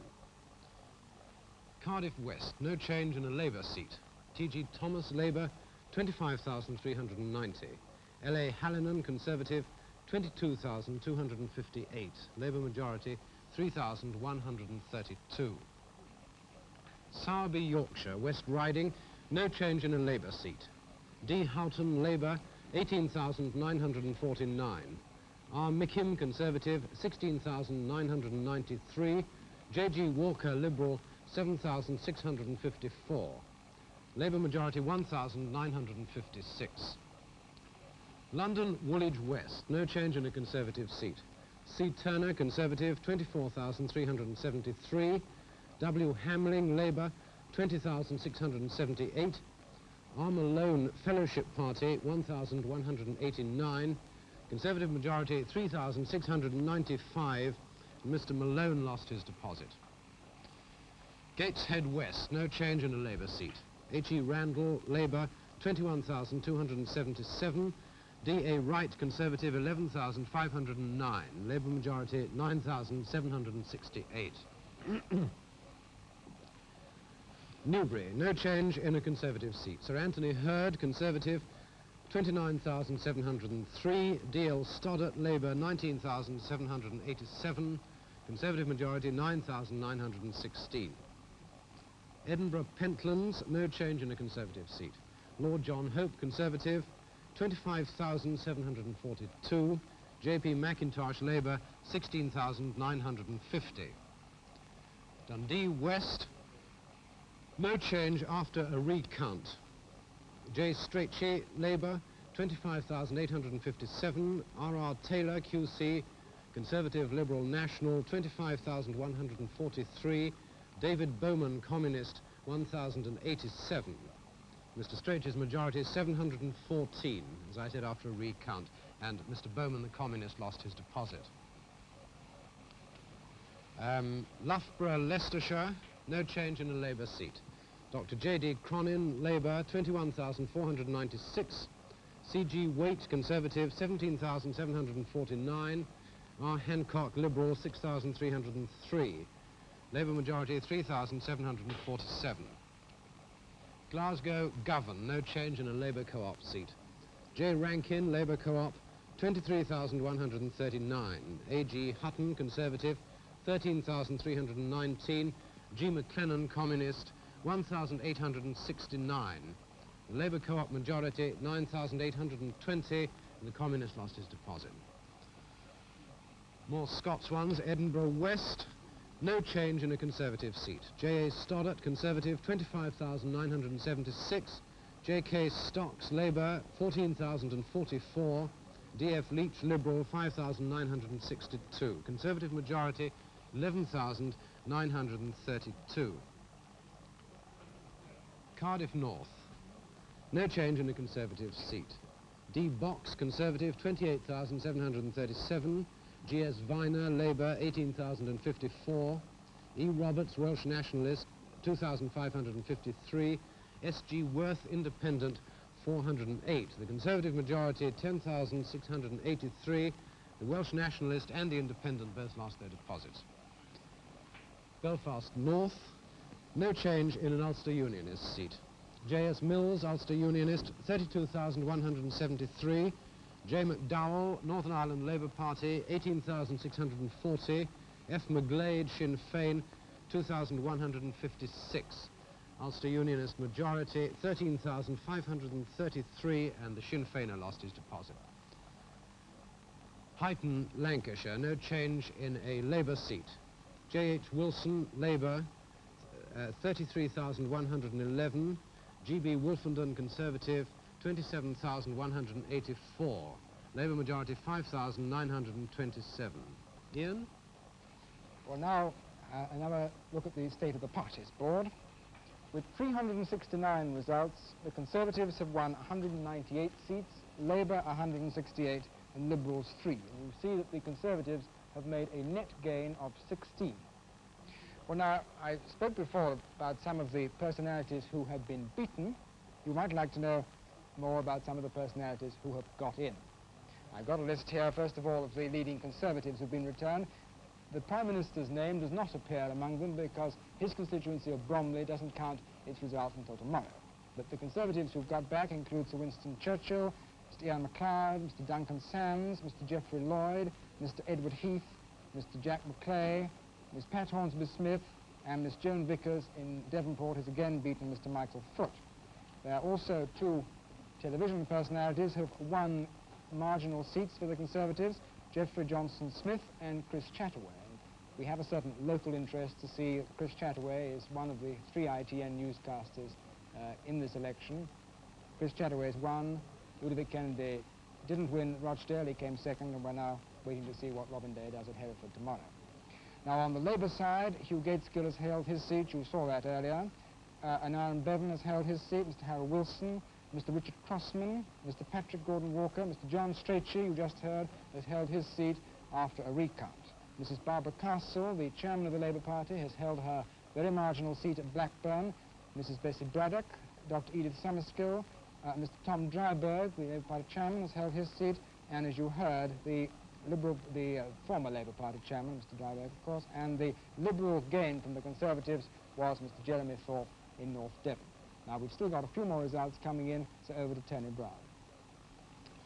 Fife East, no change in a Liberal Conservative seat. Sir James Henderson Stewart, Liberal Conservative, 26,585. Jane Nichol, Labour, 11,421. Liberal Conservative majority, 15,164. London, Lewisham West, no change in a Conservative seat. H. Price, Conservative, 22,466. R.C. Edmonds, Labour, 16,233. T. Smith, Liberal, 4,721. Conservative majority, 6,233. Mr. Smith, the Liberal, lost his deposit. Here's the Chris Chataway's result, which you have already heard. London, Lewisham North, Conservative gain from Labour. C. Chataway, Conservative, 22,125. N. McDermott, Labour, 17,512. K. Brooks, Liberal, 2,921. Conservative majority, 4,613. The Liberal lost his deposit. London, Lewisham South, no change in a Labour seat. C. Johnson, Labour, 22,354. J. L. Hunt, Conservative, 19,273. G. Forrester, Alert Party, 788. Labour majority, 3,081. The Alert Party lost their deposit. Antrim South, no change in an Ulster Unionist seat. S.K. Cunningham, Ulster Unionist, 52,786. M. Traynor, Sinn Féin, 2,745. He lost his deposit. The Ulster Unionist majority, 50,041. Ian? Another government gain from the opposition. At Bristol North East, the Conservative National Liberal candidate won from Labour Cooperative candidate. And we'll be giving you the figures in a moment. Meanwhile, for more results, back to Tony Brown. And here's the result from Gateshead East. No change in a Labour seat. A.S. Moody, Labour, 25,319. G. Glover, Conservative, 17,654. Labour majority, 7,665. Bradford North, no change in a Conservative and National Liberal seat. W.J. Taylor, Conservative and National Liberal, 22,850. J. Marshall, Labour, 20,179. Conservative and National Liberal majority, 2,671. Ebbw Vale, no change in a Labour seat. Aneurin Bevan, Labour, 27,326. A.G. Davis, Conservative, 6,404. Mr. Bevan's majority is 20,922. Bradford South, no change in a Labour seat. G. Craddock, Labour, 21,172. R.W. Jones, Conservative National Liberal, 18,158. H. Womersley, Liberal, 6,850. Labour majority, 3,014. Gosport and Fareham, no change in a Conservative seat. Dr. R.F.B. Bennett, Conservative, 35,808. A.S. Prattley, Labour, 19,654. Conservative majority, 16,154. Bristol South East, no change in a Labour seat. A.N. Wedgwood Ben, Labour, 26,273. M.A. Sinclair, Conservative, 20,446. Labour majority, 5,827. Cardiff South East, no change in a Labour seat. L.J. Callaghan, Labour, 26,915. M.H.A. Roberts, Conservative, 26,047. Mr. Callaghan's majority, 868. Bristol North East. Conservative National Liberal gain from Labour Co-op here. A.C.N. Hopkins, Conservative National Liberal, 24,258. W. Coldrick, Labour Co-op, 21,574. Mrs. A. Pierce, Liberal, 5,030. She lost her deposit, and the Conservative National Liberal majority, 2,684. Here's a confirmation of one result we had earlier, which we saw from one of our outside broadcast cameras. Manchester Cheetham, no change in a Labour seat. N.H. Lever, Labour, 20,941. Miss M.P. O'Gara, Conservative, 11,605. Labour majority, 9,336. Renfrewshire East, no change in a Conservative seat. Miss M.B.H. Anderson, Conservative, 29,672. A.J. Houston, Labour, 14,579. D. Starforth, Liberal, 6,339. Conservative majority, 15,093. Ian? Now, with only a few of the overnight results still to come in, let's have a look at the state of the parties board. At 373 results in, the Conservatives have won 200 seats, Labour 170, Liberals 3. The Conservatives have chalked up a net gain of 17 seats.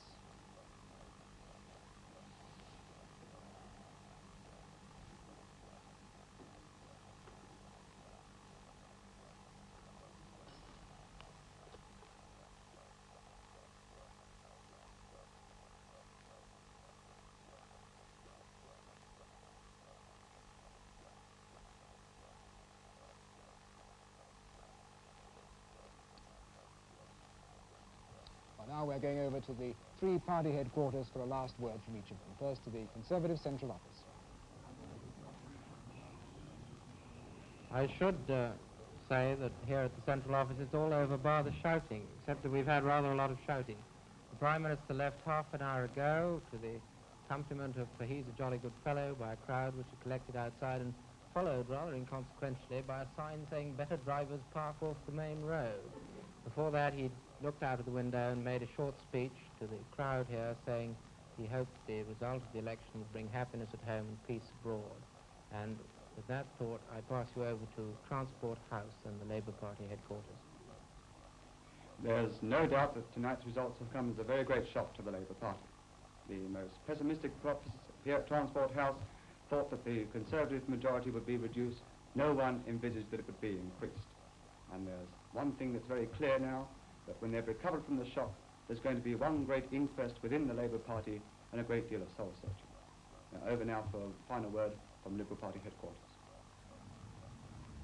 The Liberals are pleased with themselves tonight. They've won a new seat, they've increased their vote nearly everywhere, and they've moved up into second place in a number of seats. But they've still got a lot of lost deposits. They've only got 3 seats, whereas the other parties have nearly 400. So can one really talk about a Liberal comeback yet? The Liberals have 2 answers to this. The one is electoral reform, which they say gives them a number of seats disproportionate to their strength. And the second is that their greatest triumphs are reserved for tomorrow. They hope to win a number of new seats tomorrow. And that's all from the Liberals tonight. And now for a last word from our panel. Well, now, we've just got time, I think, for about 1 sentence each as a summary. Well, what would you say, Don? Well, it's a tremendous vindication for Macmillan's policy and Macmillan's timing, and I couldn't be happier. Well, I think 2 questions arise. Will the Labour Party now tear itself to pieces in a great wave of recrimination, and will the old Adam reappear in the Tory party? I don't agree with that. I think that the Labour Party will recover, and another 5 years of this government will bring the Labour Party back under Hugh Gaitskell. Well, thank you all very much, and that's all from this panel this morning. Now for a last word from Deuce over to Stafford. I'd like to introduce you quickly to Cliff Robinson, who has been the manager of Deuce. Are you happy about the way that he's handled the affair? We're absolutely delighted, both with the way Deuce has handled it and with the way that all our staff have got the data in so quickly and so efficiently. And you, Kendall? Yes, well, it's certainly done everything we expected of it and more, and I'd like to second that remark about the staff. They've done an excellent job. They have indeed. I'm not sure I'm happy about the victory of the machine, but still, let's let the machine have the last word, shall we?